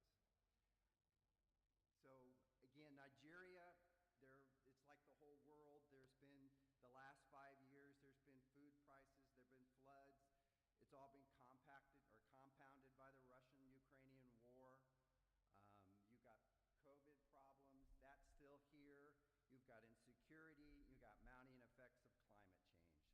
So that's funded by several other donors, not just USAID. But this report provides critical evidence. And the new CGAR research initiative, which I had to read about, I wasn't quite sure what that meant. And if I've got it correctly, it seems to kind of work on the same area, but more focused, with a clear research on climate resilience, gender equity, social inclusion, and then it seems to be a little bit more at the ground level. And that's what I'm looking for, because when you talk about these innovations and things, I need to look at those too, because maybe we incorporate those. And our analytical support, USAID's analytical support on policies, and addresses the challenges in areas of poverty, nutrition, economic growth. And it relates to Nigeria's present and future needs. That's why we're here. We look forward to providing continued technical expertise to our partners at IFPRI and CGAR and the federal Nigerian government to help drive sustainable long-term change in crisis preparedness and social development. And together, our goal is to contribute towards a stronger, more resilient, more inclusive Nigeria, reaching all minority groups and engaging future generations. I can say, as the last thing, is I've been with AID about 10, 15 years, who's counting really, and I've been in Afghanistan, I've been in Pakistan, I've been in Ukraine, and I've been in Egypt. Those are my main posts. And I'll be honest, like I said, when I got to Nigeria, I was a little bit overwhelmed because it's just, the information keeps coming, and it's a wonderful democracy.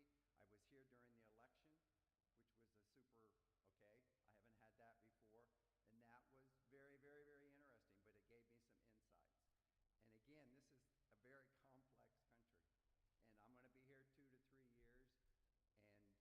and I'll probably learn 10% of what I really need. But thank you all very much for presenting what you have and giving me the opportunity to learn more today, so I can share it with my staff and the people that help get our work done. Thank you very much.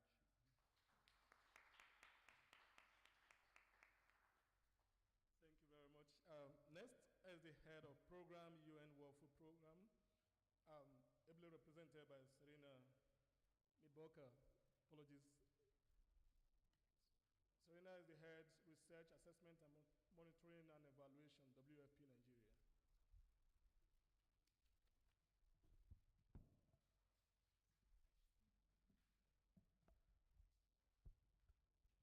Good morning, everyone. My name is Serena Mitbaukar, and I'm the head of research, assessment, monitoring,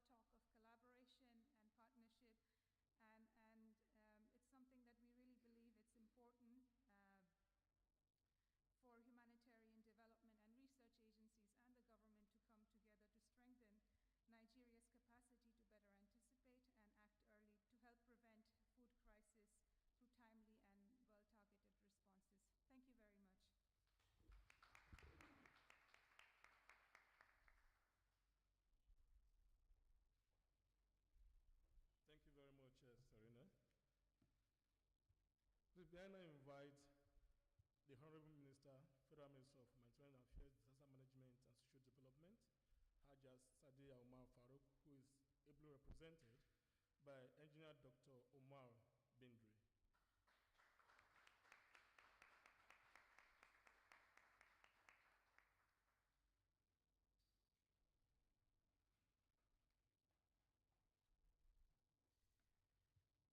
Thank you very much.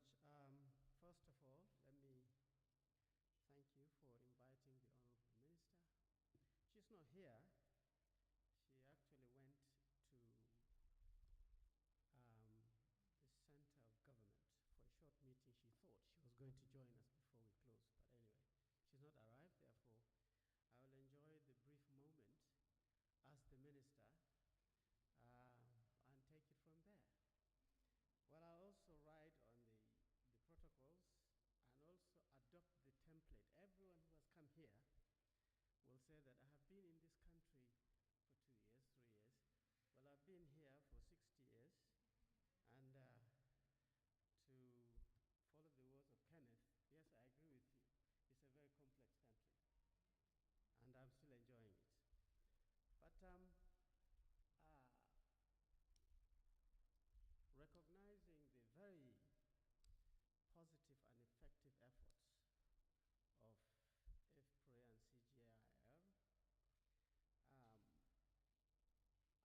this report, you know, it touches the central focus of the Ministry of Humanitarian Affairs. It's a long name, Humanitarian Affairs, Disaster Management and Social, it collects everything. And what we do, literally, what this report presents, and all the research approaches that you present, literally is a manual for us. And I encourage a lot of the workers, the researchers, the people who have worked, to actually closely work with us as a ministry. I think you have been working with our agencies, I'm sure. There's no way you would have come up with this report without working with NEMA, which is the central agency for emergency management, and I'm positive for those that work in the Northeast. There's no way you would have actually done anything in the Northeast without the Northeast Development Commission. And then in all these implications of food, production, processing, and putting it on the table of people, there is no way you will not factor the component of the persons with disabilities, you know, elderly persons, children who are vulnerable, and so on and so forth. All that is under this ministry. And therefore, I encourage these workers and the institutions to be closer to us. I will ensure that taking the networks from the registration here and what I've heard, and possibly with a copy of the report, I will encourage our ministry to also outreach more effectively to ensure that we target well. Now, in addition to all this, we also have the National Social Investment Program, which I actually coordinate. And in that as well, you have a lot of this work. And our youth empowerment packages, which Inga was talking a lot about innovation, we have a lot of that, from the graduates of universities down to the totally out of school. And all the variations of the options are there, and it would be nice to be working very closely with the team on that. We also have our own school feeding program. Thanks to WFP, we're partnering very, very closely. We are now targeting nearly 10, getting to 12 million children, and there's no way you can be able to implement that very ambitious program without considering the food supply value chain. It's impossible. But these are things that we can share with the researchers on how on earth do we source for these materials? How do we prepare these foods? How do we get the children to have, and what are the impacts of these initiatives? And also we have, I'm sure some people spoke about, I like the model, the Venn diagram of the humanitarian and the peace and the development. And I think in many countries, these three circles are totally separate. The humanitarian space, they're doing their own thing without looking at the development sector, and then the peace and resolution is working.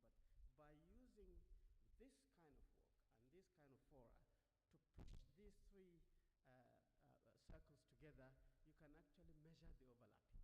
the central overlapping where all the humanitarian is resulting in development, creating unity and peaceful coexistence of people is the core target, and that can be measured. And then the rest will be the pure humanitarian, pure development, pure peace, and then humanitarian and peace overlap, and so on and so forth. And I will be very, very interested to actually encourage us to partner on developing that. We think we're doing a lot, but scientifically it's not studied to see how do these three cycles actually overlap. Because we've seen under our microcredit package of the JEEP how we are now giving limited loans that are interest-free, totally no collateral, to women in the market, expanding their survival skills into businesses that is now dragging them into development and then living together. We've also seen the effects of our cash transfer, to poor and vulnerable households that is now resulting in women taking up entrepreneurial bits and pieces and then getting better and so on. But anyway, I am an academic, I can talk for the whole day, and I don't want to do that in this event. So I congratulate you for this, and I hope that this is the beginning of a more consolidated cooperation, synergy, partnership, and I think this country is a great country.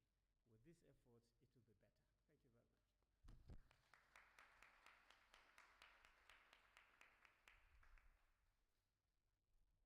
Thank you very much. Thank you very much, the Honorable Minister. I will quickly invite the Honorable Minister, Federal Ministry of Agriculture and Rural Development, Honorable Dr. Muhammad Mahmoud Abubakar, ably represented also by the Director of Planning and Policy Coordination, Mr. Tanimu Ibrahim.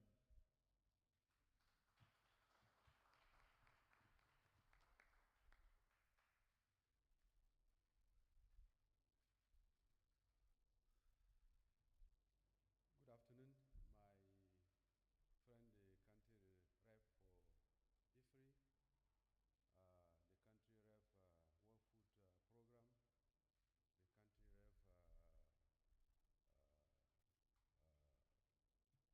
of Humanitarian Affairs, stakeholders, distinguished guests, ladies and gentlemen. My name is Ibrahim Tanimu,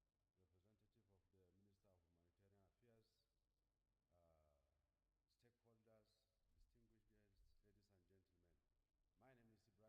I'm here to present the Minister's remarks, who is unavoidably absent and has extended his apology for his inability to be here due to other official engagements.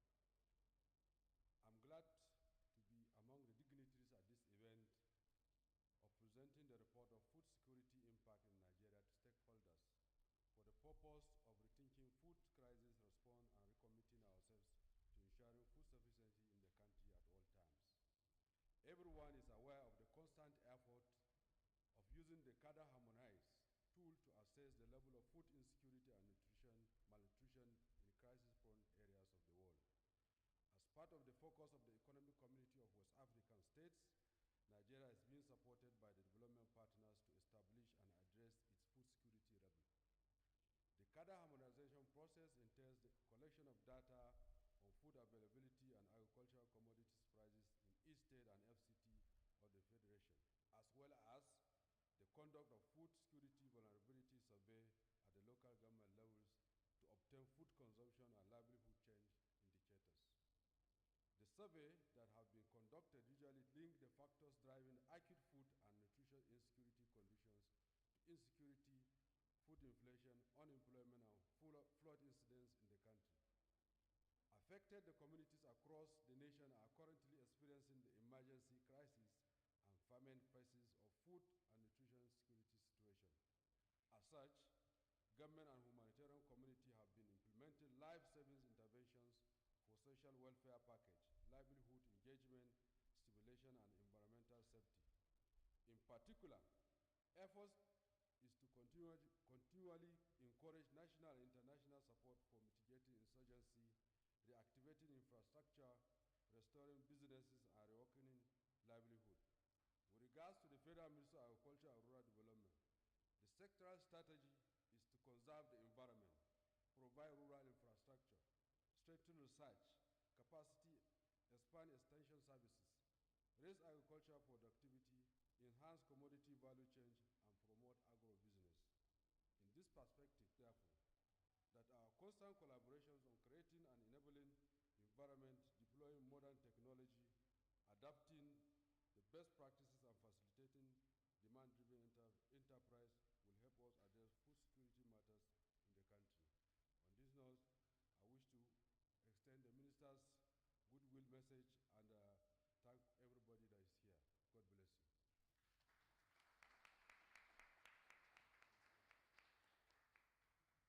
Thank you very much, Honorable Minister. At this point, I want to invite all the members of the High Table for the unveiling of the report and the group photograph. Please, you just come over to the podium. All the members of the High Table.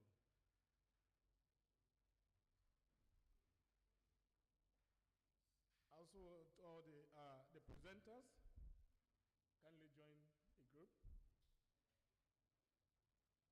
All the presenters, please. Please join the group.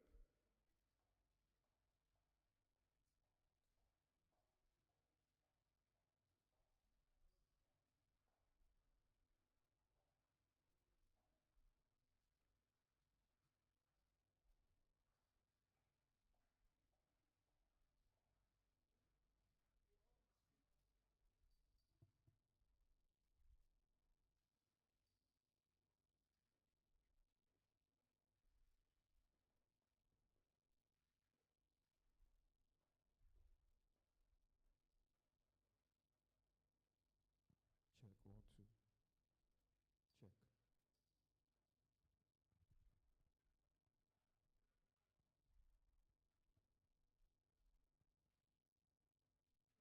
can we just move a little bit? Ladies and gentlemen, leadership of the institutions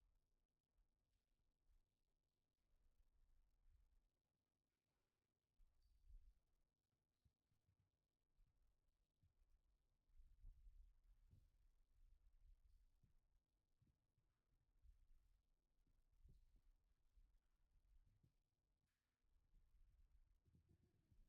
If you can all hang on to this right, we're going to unveil this report. Let me have, go on, a good lady, you can hang on to the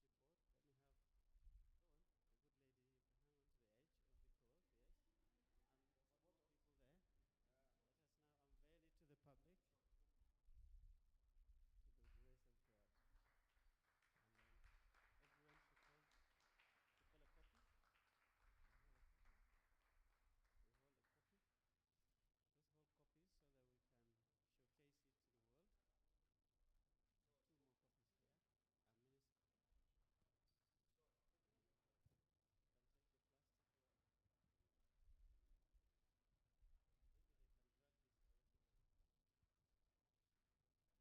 And for those people there, let us now unveil it to the public, to the grace of God. And then everyone should hold a copy. We hold a copy. Let's hold copies so that we can showcase it to the world. There's 2 more copies there. And Minister, you can take the plastic away. Maybe they can drag this directly home. Thank you very much. The preparers is, are we okay? All right.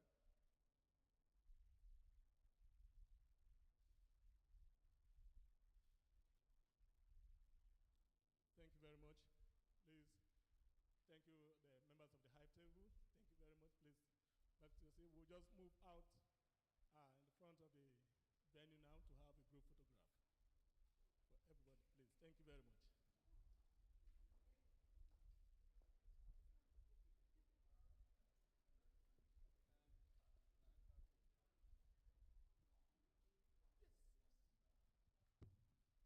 Thank you so much. Thank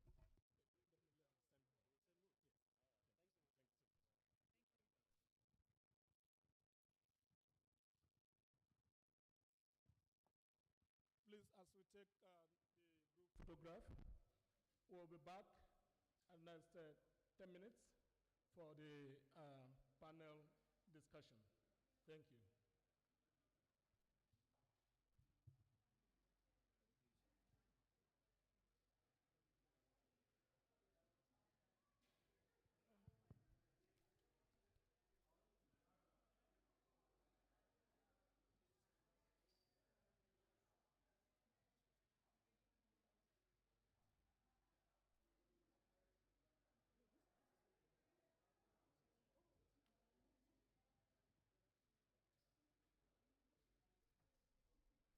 Sorry, apologies.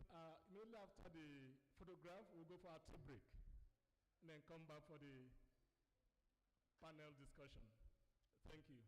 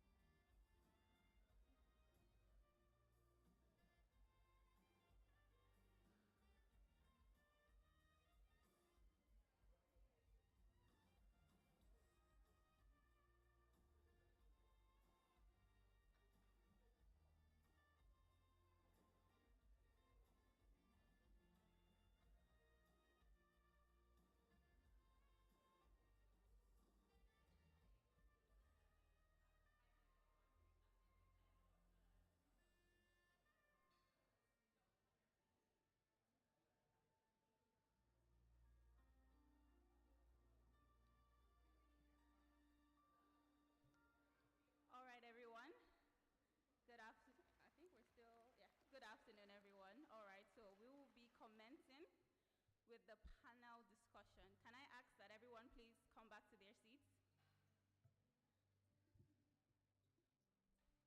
Can everyone please settle down, sit down so we can progress with the panel discussion?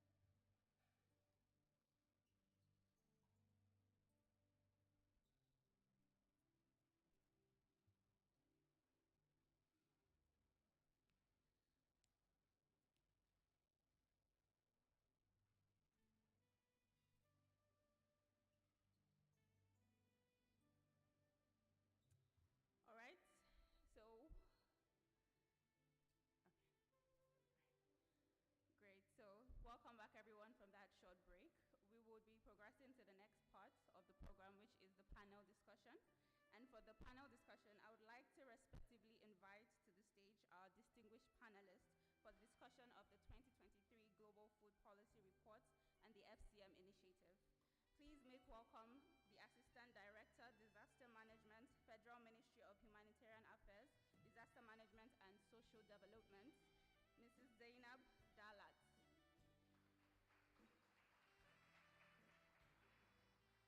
You're welcome, Ma.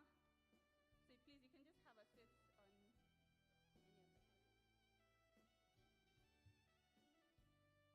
Also, I'd like to welcome Miss Serena Mithabauka, Head Research, Assessment and Monitoring and Evaluation, WFP Nigeria.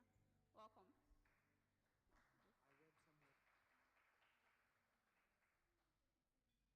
Also, I'd like to invite to the stage Surendra Sirvastava. I hope I pronounced that properly. Okay. Welcome, sir. Yeah. The Head Fertilizer Marketing, Indorama Fertilizer and Chemicals Ltd, Abuja, Nigeria. Welcome, sir. Also joining us on the panelist would be Kate Ambler, Senior Research Fellow, IFPRI. Welcome. All right, so that's all of our panelists. Thank you. And moderating the session today, this afternoon, will be Kwao Andam. So over to you, Kwao.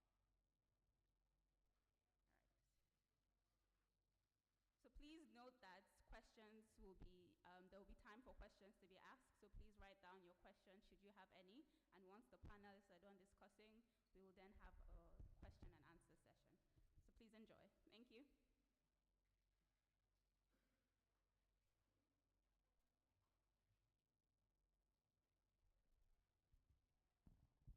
All right, good afternoon. I hope you can hear me both online and in the room. And let me thank you all for your participation so far in this session. And it's really been, up to this point, it's been you hearing from the report presenters and from the CGIAR initiative leads.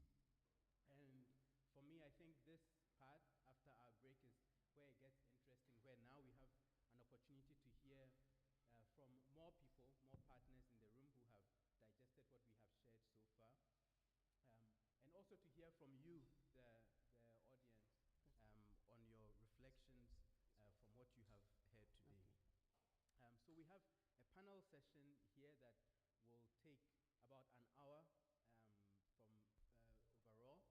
About 30 minutes of that time, half of that time, you'll be hearing from the August panel that you have here in front of you. And then the rest of the time would be for you in the audience to react with your questions and comments. And then we'll have the panel to respond briefly to those as well. So we really would like this to be a session that's very interactive. And so, as you've heard, please prepare your responses to the questions that you'll hear the panel addressing, and also list any questions that you have had to date, to this point, as we've been presenting the report and launching the initiative. Now, just a quick word about the composition of the panel here. We have heard a lot about issues to do with food crisis, with fragility, conflict, migration, and we recognize that a big part of addressing that is what the policymakers will formulate as policies and strategies and how they will implement those. And that's why we are pleased to have Zainab Dalat, who's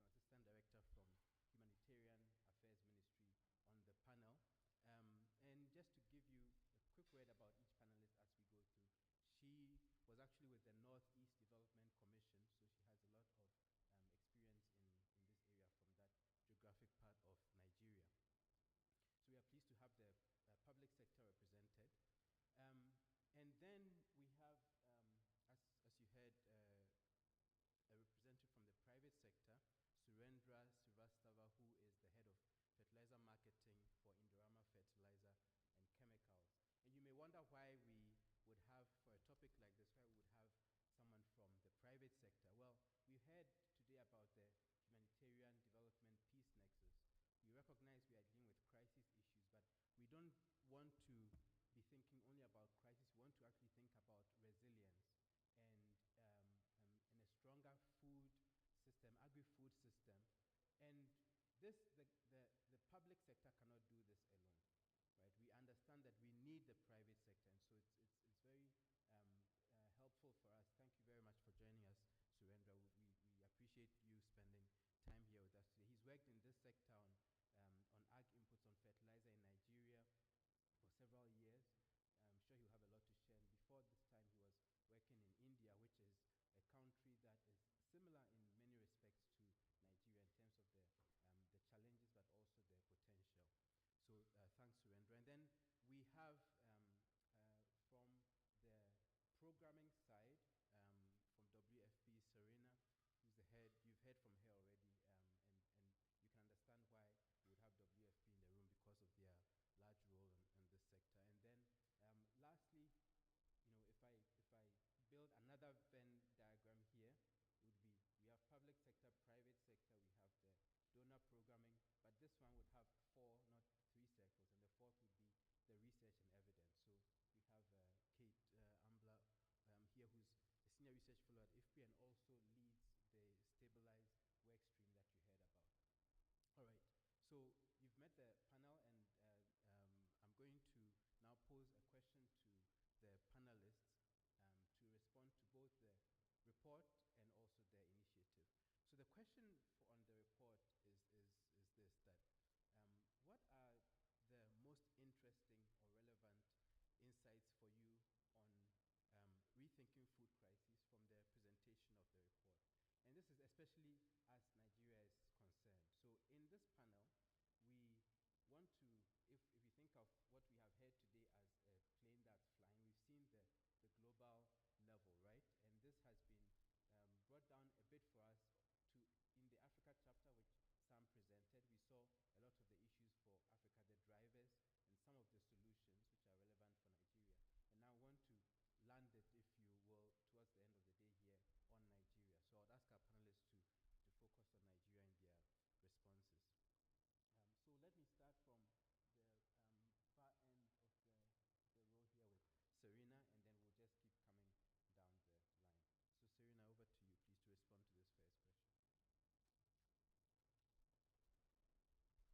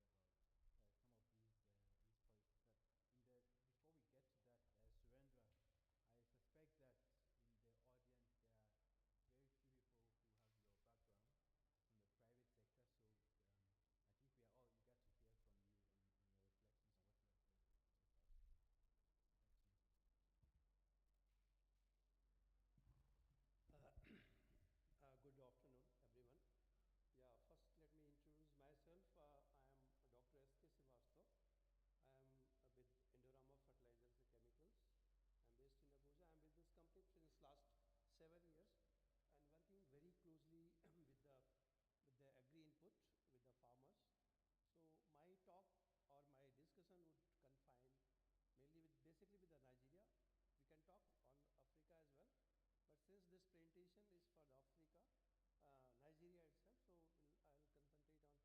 So I'll concentrate on Nigeria. Since this discussion is for the food crisis, so food crisis, if you talk about food crisis, so it's directly reflect on the food production. So we need to understand that we see the food crisis, why the food crisis is. It means there is food scarcity in the country. If you see the overall food production in the country like Nigeria, which is the very this population is very huge. In Nigeria, which is 220 million population, the food grain production is hardly 21.5 million. That is very less if you just compare with the population and the food production.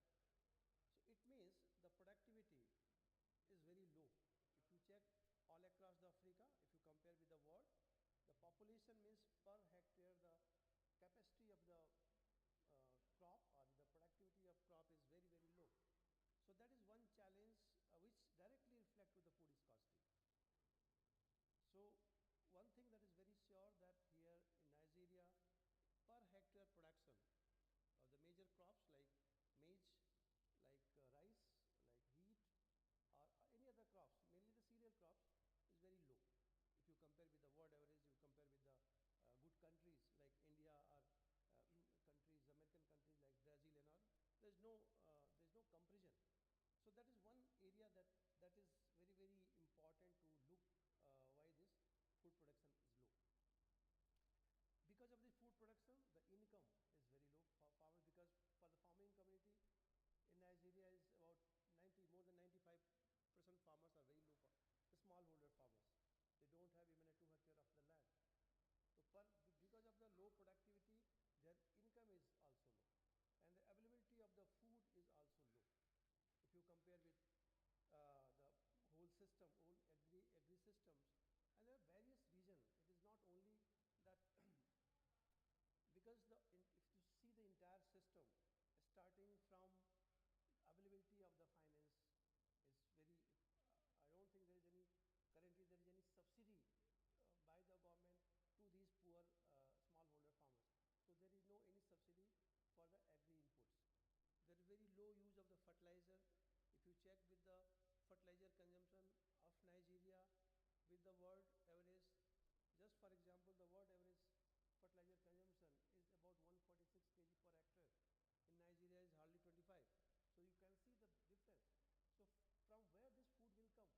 If the consumption is of fertilizer, or if you talk about any inputs like seeds, farmers are using 95% seeds where they are using as a grain.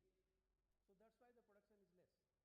So in case of maize, in case of rice, in case of all the crops, the productivity is far, far lower than the world average. Even so that is the main challenge, which the outcome is the food crisis. So that is one area that is very important for the discussions. Other thing which I need to highlight apart from the agri input is in agri input, seed is very, very important, because that is very critical input for increasing the food production, which ultimately leads to the food crisis for any country, not only Nigeria. So if the farmers are using the good quality hybrid seed or even the better quality seeds, they can get the good yield and they can overcome this issue of this food crisis and the food grains security.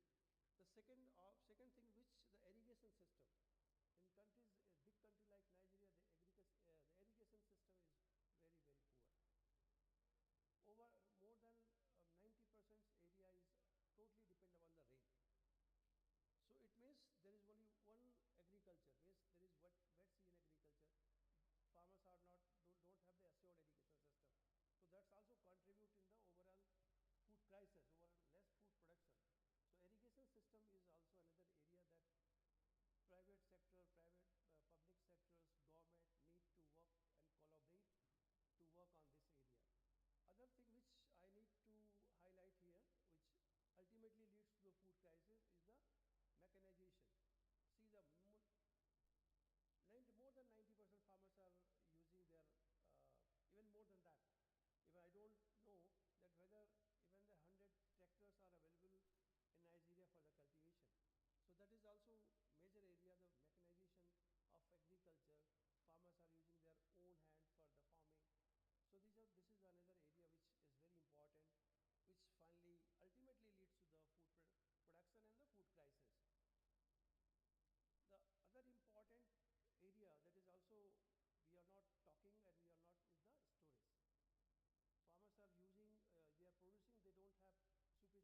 sufficient a proper place to store it. So that's majority of the food, it's wastage. Like you see, the tomato production is huge, but there is no any processing unit. There's no, maybe there are one or two processing units, that is not sufficient. If you see the production, if you see the, so this is another area that post-harvest technology application, the storage, processing is the another area that is very, very important to look into it. So all these the entire value chain is well connected, starting the seeds, pesticides, agri inputs, irrigation systems, the post-harvest, and the most important is the best management practices. Even the farmers are having these, like just for example, we are a fertilizer manufacturing company. We produced urea, and but it is not only that we are selling urea. We are very, very closely attached, we are working very in a focused manner with the farmers to educate the proper way of cultivation. That is also one of the areas that we need to look into it, to have a sound agri extension program. And you know, Nigeria is having more than 32 million farmers. As a private sectors, we are working very closely since last 7 years, but we have reached hardly 1.2, 1.3 million farmers.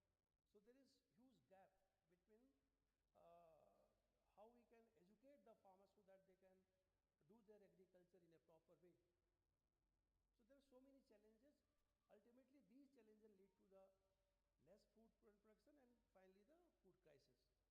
So these are the areas which I wanted to highlight, because this is very important forum where at least we can speak so that the policy makers, the government bodies can listen and they can implement, and they can at least they can adopt few of the things which is possible. Surendra, thank you very much. It's very helpful to hear this perspective from your view of trying to promote agricultural inputs, right, and the gap in demand. Although Nigeria seems to have this opportunity here, given the large number of farmers, but there's a gap in actually finding the farmers who would produce it and pay for these products. So when we come back in the second round of questions, I would like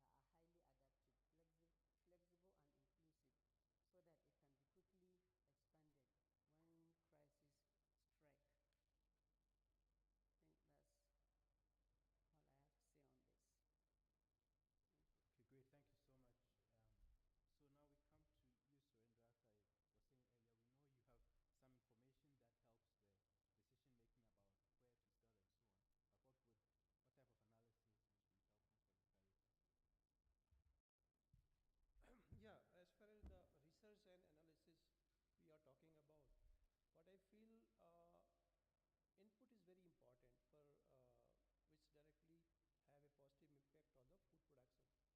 So research and from the research side, I think they need to collaborate and develop good high quality the seeds. The seed quality means to produce the hybrid seeds, the genetically modified seeds, so that have a direct reflect on the food production. That is one area that we need to discuss, and there are many good institutes in Nigeria. They should collaborate with the private companies to develop a high quality seeds. That is one area that is. Second thing, which what we are thinking, that affordability is a little challenge. Affordability, because these inputs are very costly. If you just check 2020, there was pandemic in 2020 and one, and then again there is Russia-Ukraine war. Okay, and these two very important aspects which directly impacted on the overall food crisis, the high prices of the food, all the food commodities all across the world. But Nigeria, Africa in general, and Nigeria in particular, worst affected because the population is very high, demand is very. All the inputs means if you talk about the fertilizer are very costly. It was 4 times means earlier the the cost of one bag of fertilizer was hardly 600, 6,000, 700,000. Now during that period it was 4 times. It was not possible for the farmers to afford that cost. So that is one the big challenge. The affordability is big challenge that we need to understand. We need to analyze what is the reason for this high cost of production. So that seed will help a very second second important thing. If you see, if you I'm talking about the research and analysis point of views. Here in Nigeria, the farmers are using very primitive kind of inputs, means old practices, and also the input.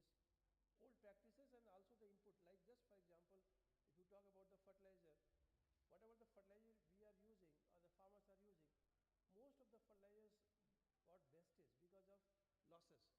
So if there is any there are researches. It is not, but in Nigeria it is very late to come. But there are fertilizer which are done where the nutrient use efficiency is high. Just for example of urea fertilizer, when the farmers apply in their field, 30-40% is only available. The rest is wastage. So how we can add value in those products which improve the efficiency of the nutrients, efficiency of the fertilizer, that will ultimately increase their income, reduce their losses, and finally will impact on the farmers. So that is these 2-3 areas very important to look into it. So that will ultimately help in increasing the productivity and overall the food production, and make the Nigeria the self-sufficient in the food grade production. So there will be no food crisis, and Nigeria should start exporting these food items to other countries, not importing. We know that when you import anything, we have a lot of crisis and forex investment and all those things. So that is a challenge, and thank you. Thank you, Surendra. A quick clarification on the urea. Is this a question of, on the waste, is this a question of farm practices and knowledge of farmers? That's last one. Yes, Okay. correct.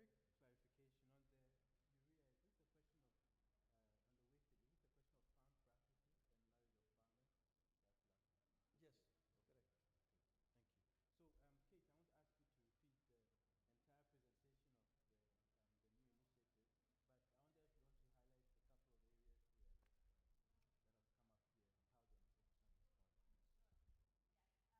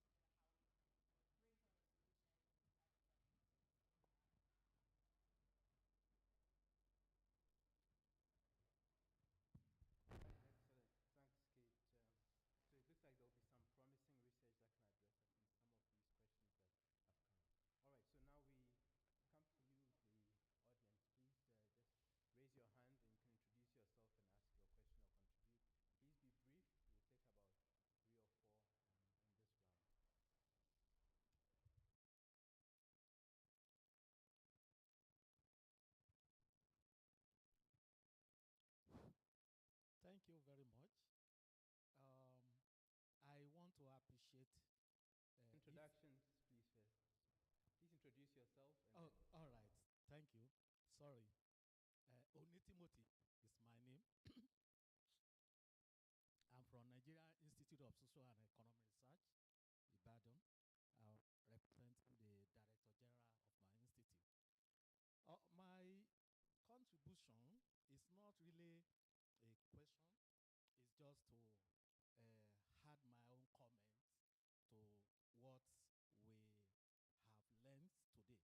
And first of all, I want to appreciate IFRI and all the presenters for a very robust report that you have delivered to Nigeria, which is going to help Nigeria to leap into the future in terms of attaining food subsistence, improving food security.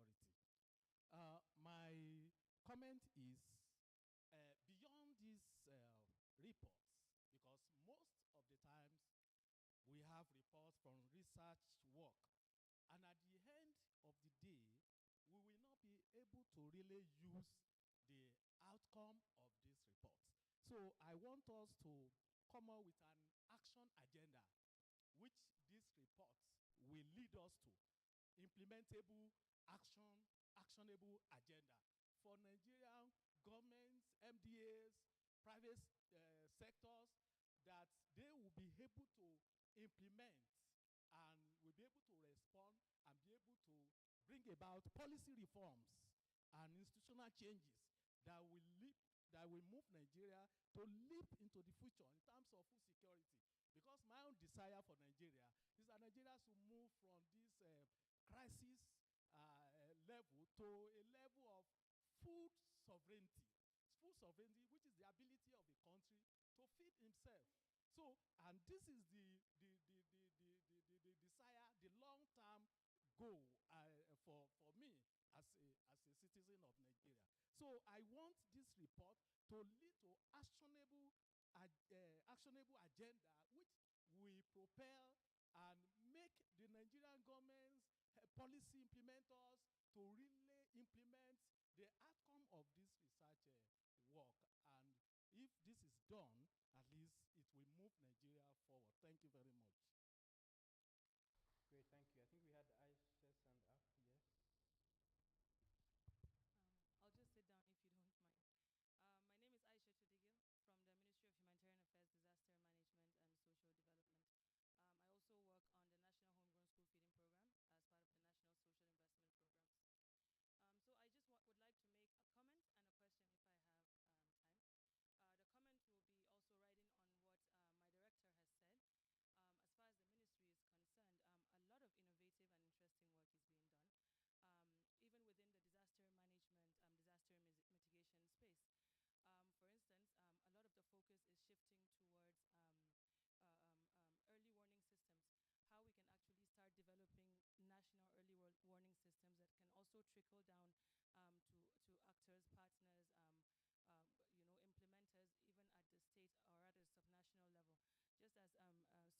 monitoring, using the technology provided from the GIS to actually track what is happening even before it happens. Through that, we're able to see potentials for escalation of disasters or occurrence of disasters,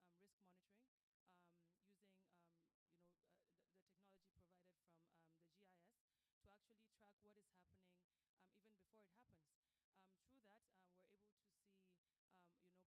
So, putting more attention on creating early warning systems that work for us, that are also locally driven, also is very, very important. And I think a lot of the work is being supported by partners from the UN space as well. And so this has proved very useful, because I think also it gives more information about the sort of direction that the Nigerian government is really thinking about, that our policies really need to be evidence-based, not just even evidence-based, also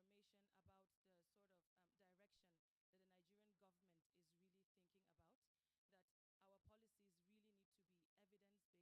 Nigeria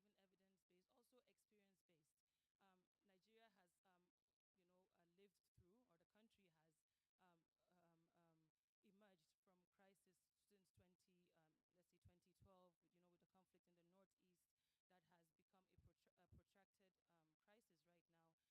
Displacement has become an issue. And so there's a lot of learning that has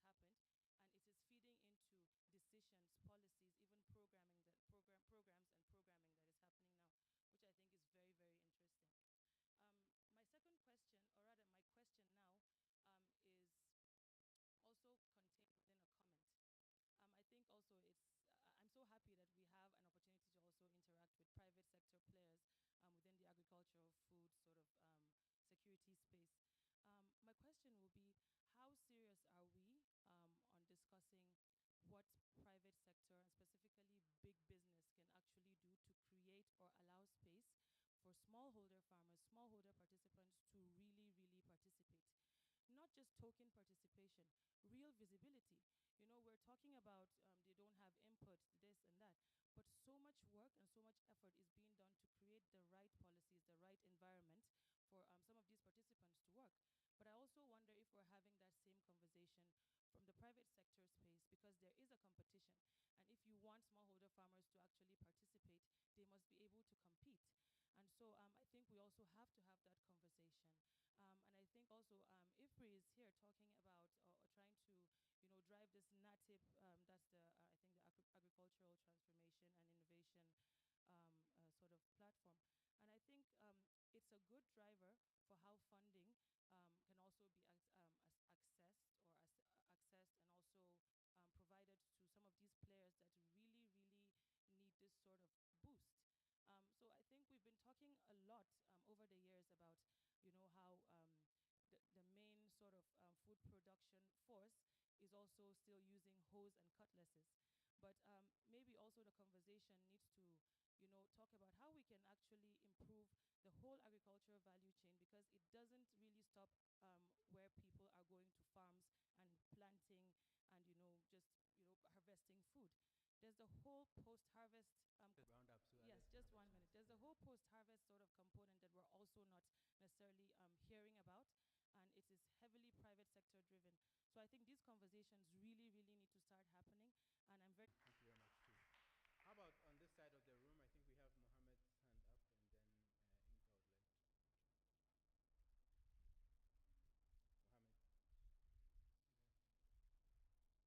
Inka would like to mention. Mohammed. My name is Mohammed Abouafa. I'm the agribusiness team lead in Egypt Mission in USAID Economic Growth Office. And I'm new to here for 1 week old now. But I would like to thank all the presenters and the IFPRI for inviting us today for this great event. But I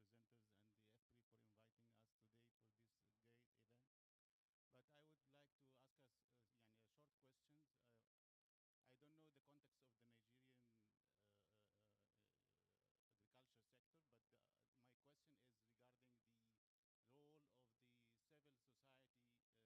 us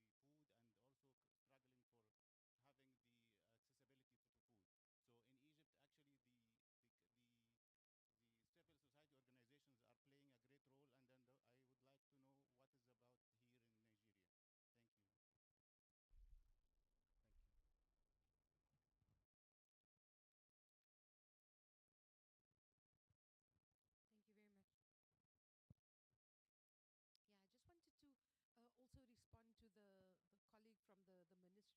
questions. I don't know the context of the Nigerian agriculture sector, but my question is regarding the role of the civil society organizations in the food sector in Nigeria. So I think I heard a lot about the solutions about availability of the food, but I didn't hear about the accessibility and affordability of this crisis.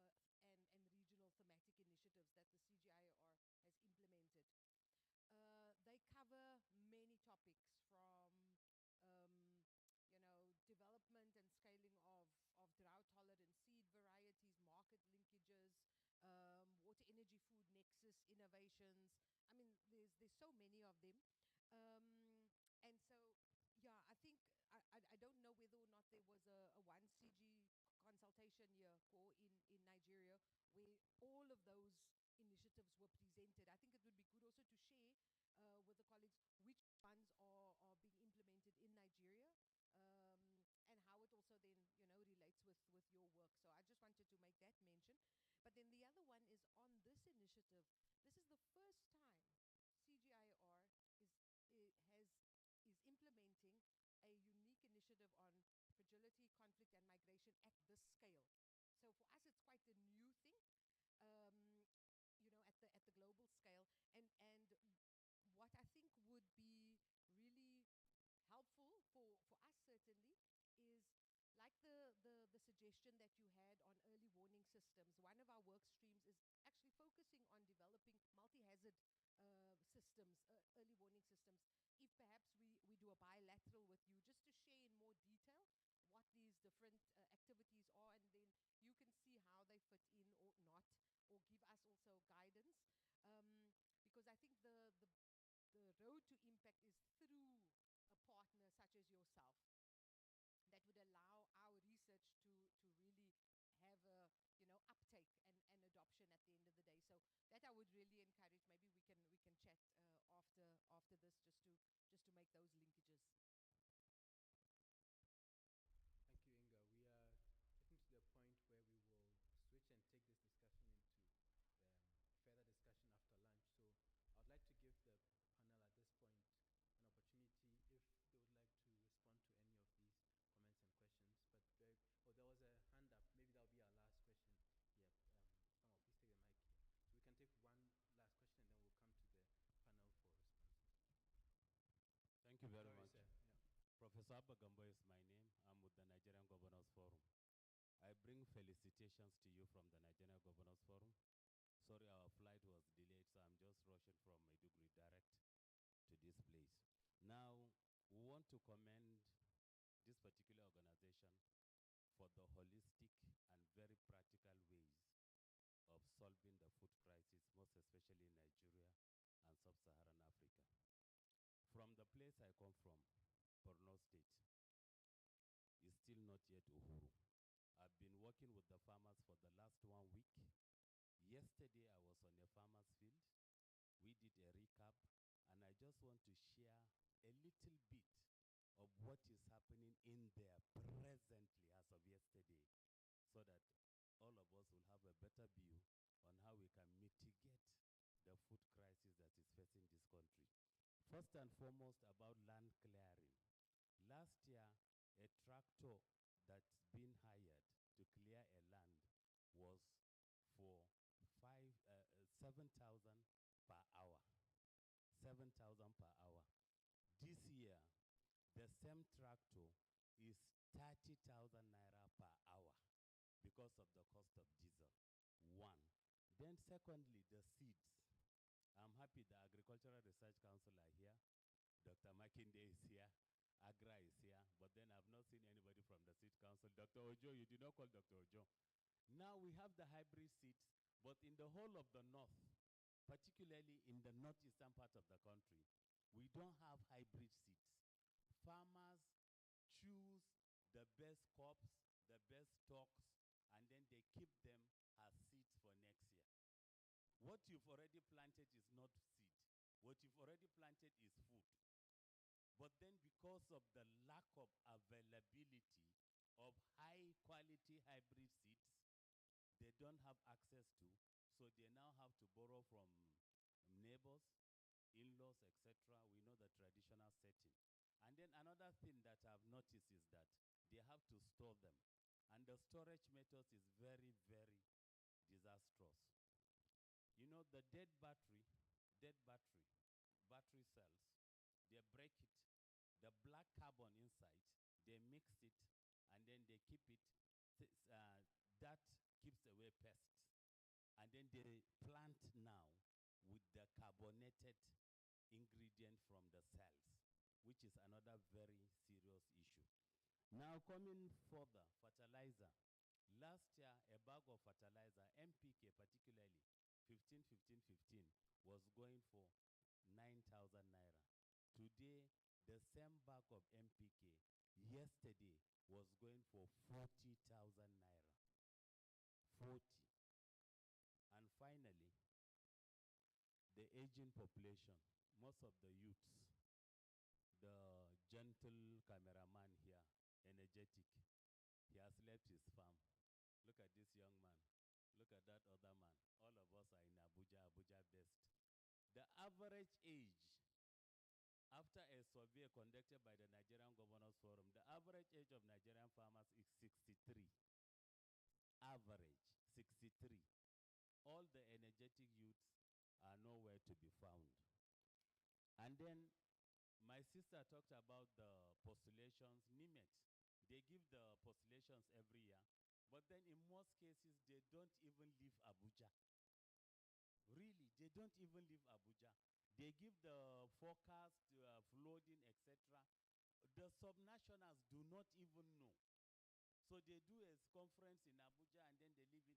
We expect them to take it to the rural areas. But then everything is within Abuja, Federal Ministry of Agriculture. And the Federal Ministry of Agriculture does not own a single farm. It does not own a single hectare. It does not own a single farmer. The subnationals, according to the constitution of the Nigeria, they own the farms and they own the farmers. Then finally, I want to say that by next week, we are going to do, the Nigerian Governors Forum is doing an induction for the newly elected governors, about 26 of them.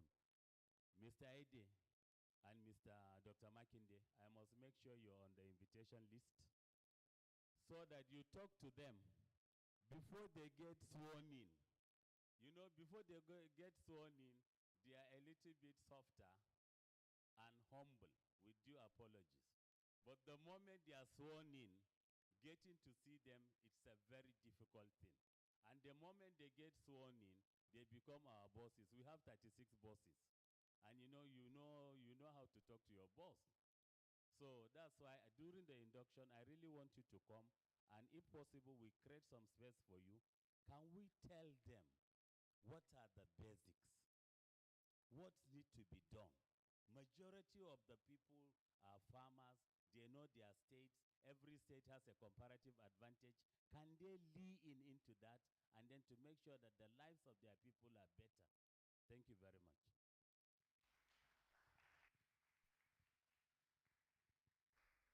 Yeah, thank you very much, Professor Gambo, for bringing us these very insightful perspectives from Borno, and also for reminding us about the induction for the governors. And we are really looking forward to different avenues for policy advisory, both for the state governors and also for the incoming federal government. Thank you. So now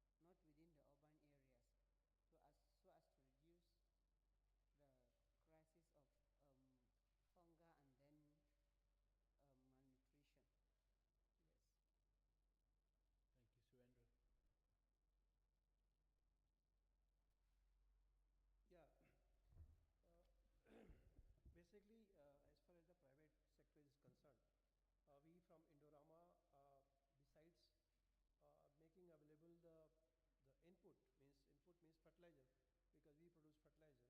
There are so many activities we are doing in the field to help the farmers. Our main activity is the very means giving knowledge to the farmers. So we do a lot of training programs. Uh, every years we spend more than 500, 600 million naira only for the farmers training, because we know that uh, selling is out not objective. The training the farmers, how we can train them so that they can adopt the best management practice for their cropping. So that is one way that we do small farmers meeting, big farmers meeting, crop demonstrations, crop shows, field days, retailers trainings, so many activities. In a whole year we do so many activities and working very closely with the farmers, because without creating awareness, they can't do the agriculture in the best possible way. So that is one area that we are doing from the private sectors, and we are very happy that when we started our operation in 2016 by supplying the fertilizer, at that time the fertilizer consumption was hardly 11 kg per hectare, but now it is more than 25 kg hectare. It means farmers have adopted using more fertilizer.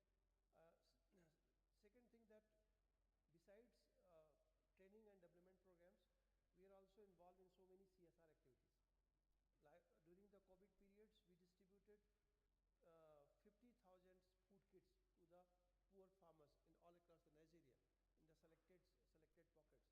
So 20 kg of maize and 10 kg of beans. We made a kit and then we supplied to 50,000 farmers.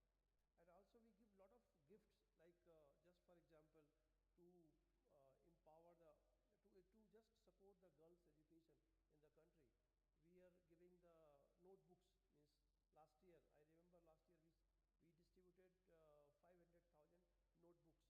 So that also helps to the farming family to support in the, because in the particularly in the north, there are many families who want to send their girls in their schools, but they don't have the money. So we, in that supports, we have distributed 500,000. Also to support the farmers, mainly the farmers who are sowing the corn, means maize.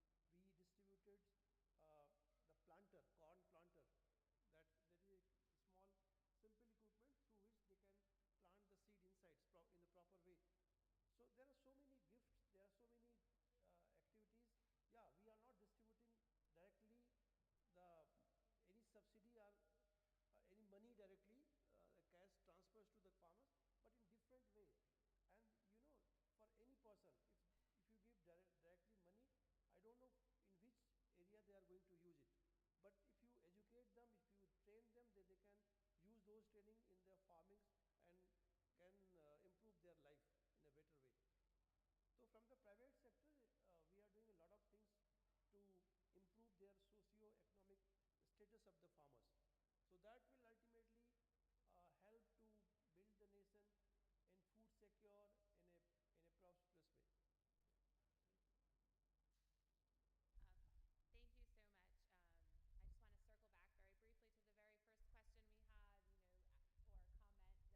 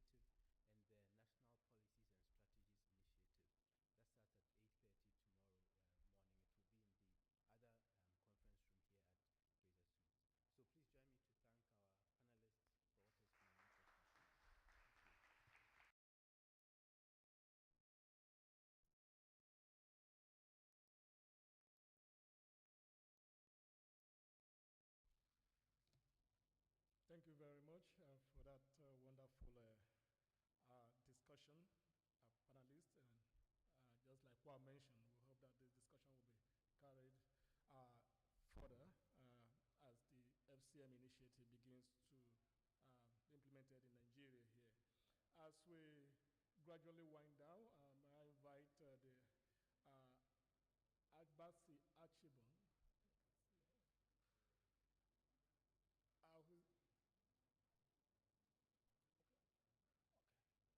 Sorry, so I think, yeah, Ali Mogiso and Sam Benin, as they give their closing remark.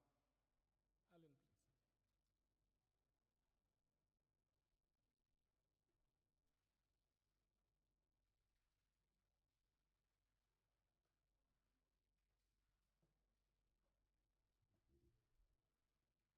It's a terrible position to be in, to stand in between people's freedom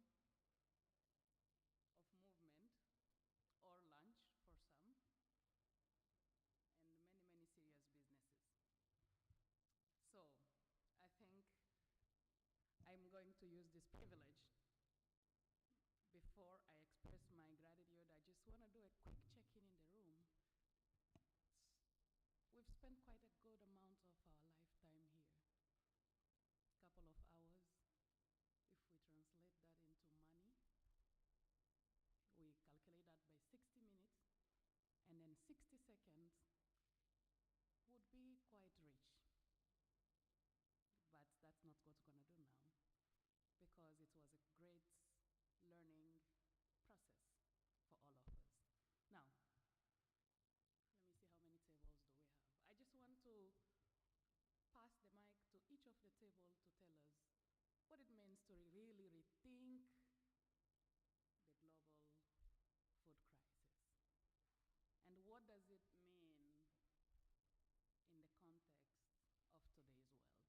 Just 10 seconds per table. One word. Start now. One word per table. And I'm going to start over here.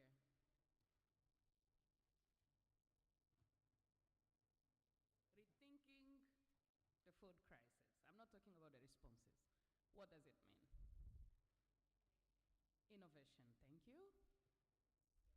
Systemic approach, thank you. Next table, please. Are you with us? Probably not. We're going to shift to the next table. Who's going to take it up? Action, thank you. Resilience, yes.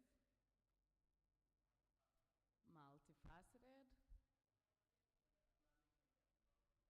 Climate change and environmental, yeah. Multisectoral, beautiful, yeah. Your table. Policy and stability, yes.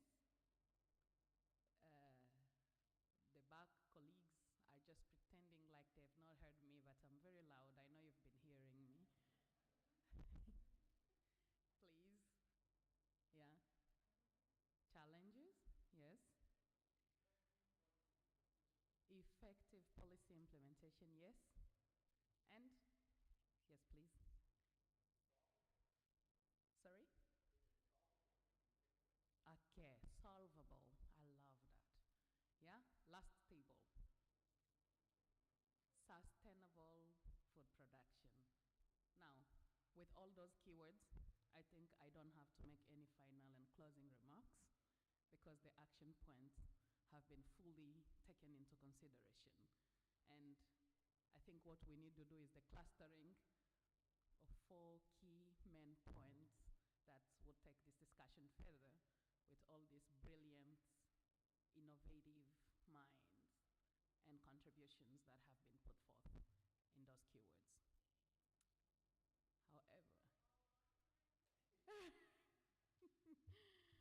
However, because it is in the nature of policymakers to make sure that recommendations are well taken into account,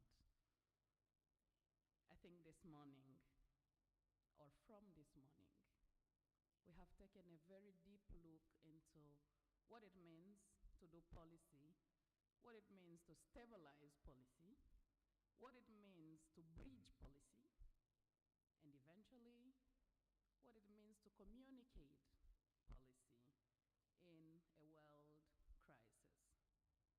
Climate change have given us an emergence of a new class of internally displaced persons, environmentally induced displaced persons, and the overall challenges brought upon by COVID-19 crisis have left us with multiple socio-economic challenges that will take a bit of time before we can really recover.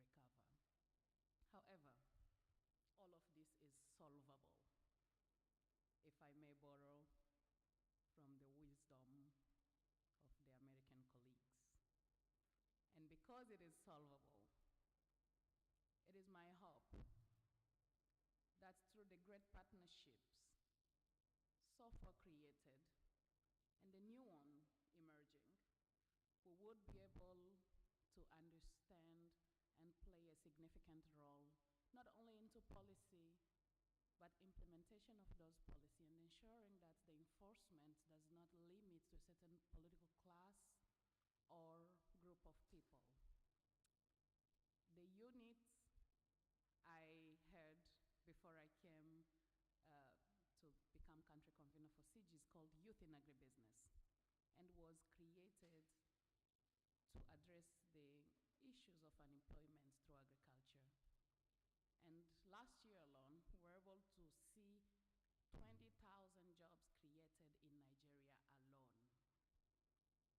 And this happened through capacity development, collaborative efforts, scaling of innovation at large levels, and above all, R&D, which means research and development. What does this mean? It means that we need a concerted effort, and now more than ever, we need unified actions. So we don't need to work in clusters, in silos, but we need to work in clusters with a more globalized agenda that can lead us to food security. And in Africa particularly, food security cannot happen until transformative and sustainable actions have been taken into account. This is partly addressed in the reports that IFPRI has availed to us, and we thank you very much for both the time invested, the energy, and the generosity of sharing that with everyone today. Tomorrow, we're going to dive deep into how we can address migration, fragility, and conflict in today's food crisis. I don't need to repeat it, that we all know what impact forced migration, wars and violence, economic fragility has on today's world and development. We've taken a bit of regression, but I'm very optimistic that with this great research the CG and partners are doing, we are going to beat food insecurity. And that, as I said earlier today, is a collective effort. With these many words, for me not to say few, I would like again to thank colleagues from the ministries. I would like to thank development partners and our host, IFPRI, the CG here represented by its various centers. Inga, thank you for making it to Nigeria. And we definitely appreciate the American Embassy here represented. And a very long partner, WFP, is almost a sister center. And we definitely are grateful to all partners and all of you here present. Please receive our heartfelt gratitude. And we do have a call. When you hear our email, do not shut it off.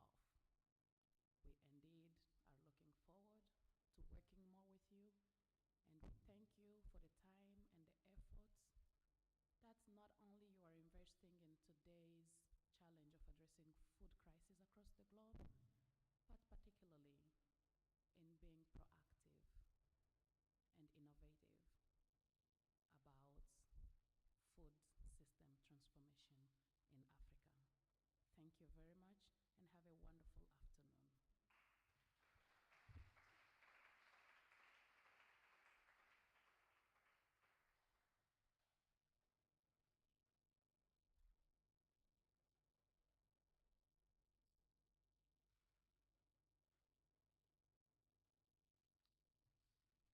Hello.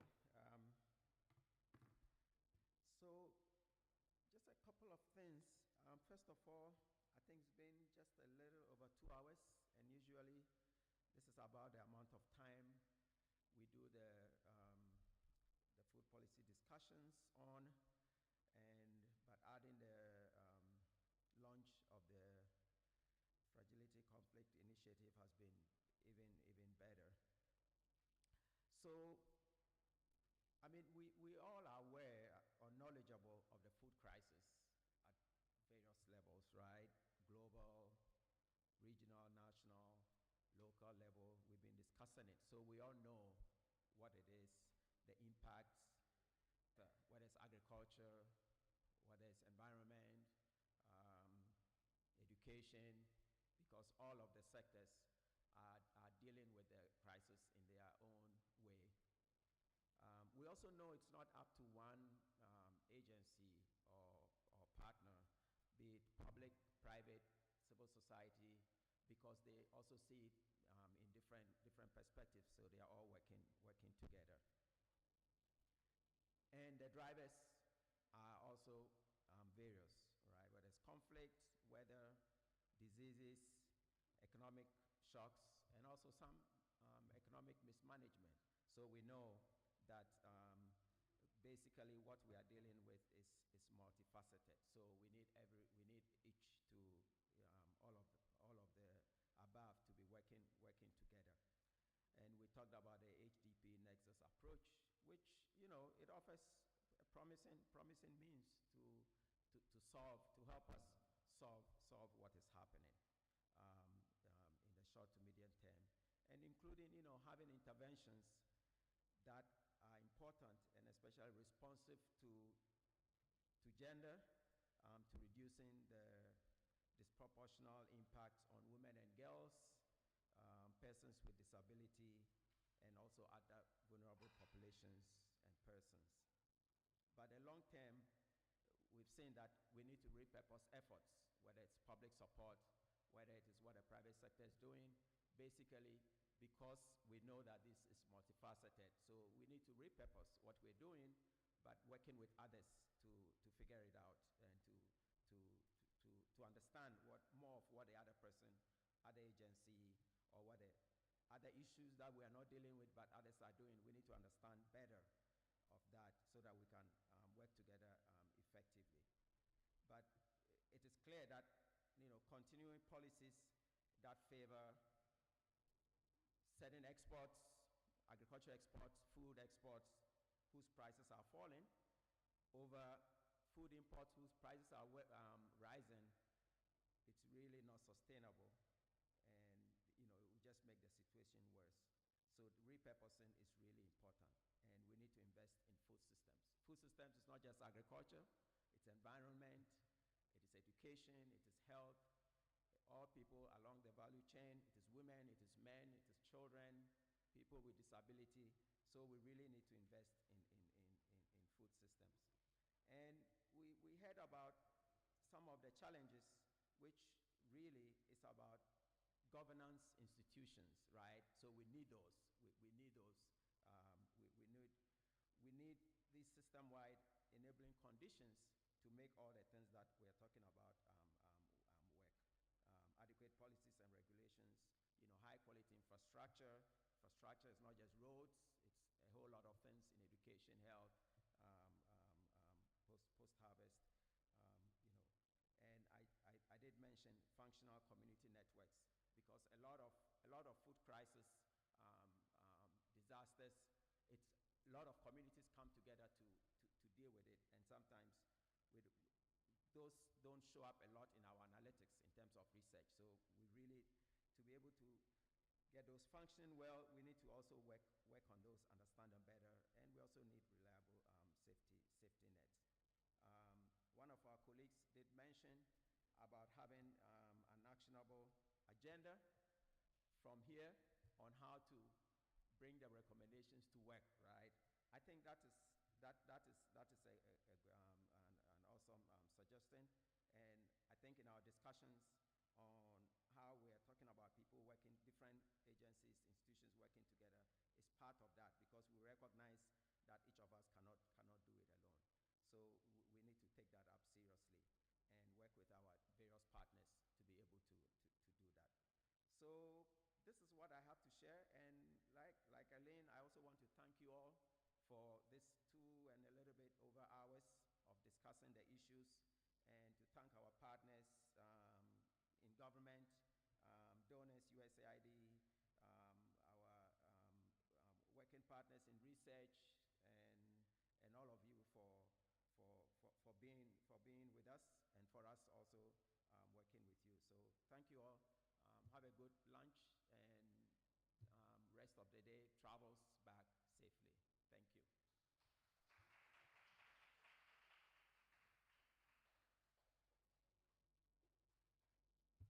Okay, thank you very much. Just like Sam mentioned, we cannot thank you all enough for being patient and being part of this from the beginning to the end. I just want to re-echo Sam's last comment, the lunch. So the lunch, as soon as we are leaving here, we'll move on to the restaurant and the main building for our lunch. Thank you very much.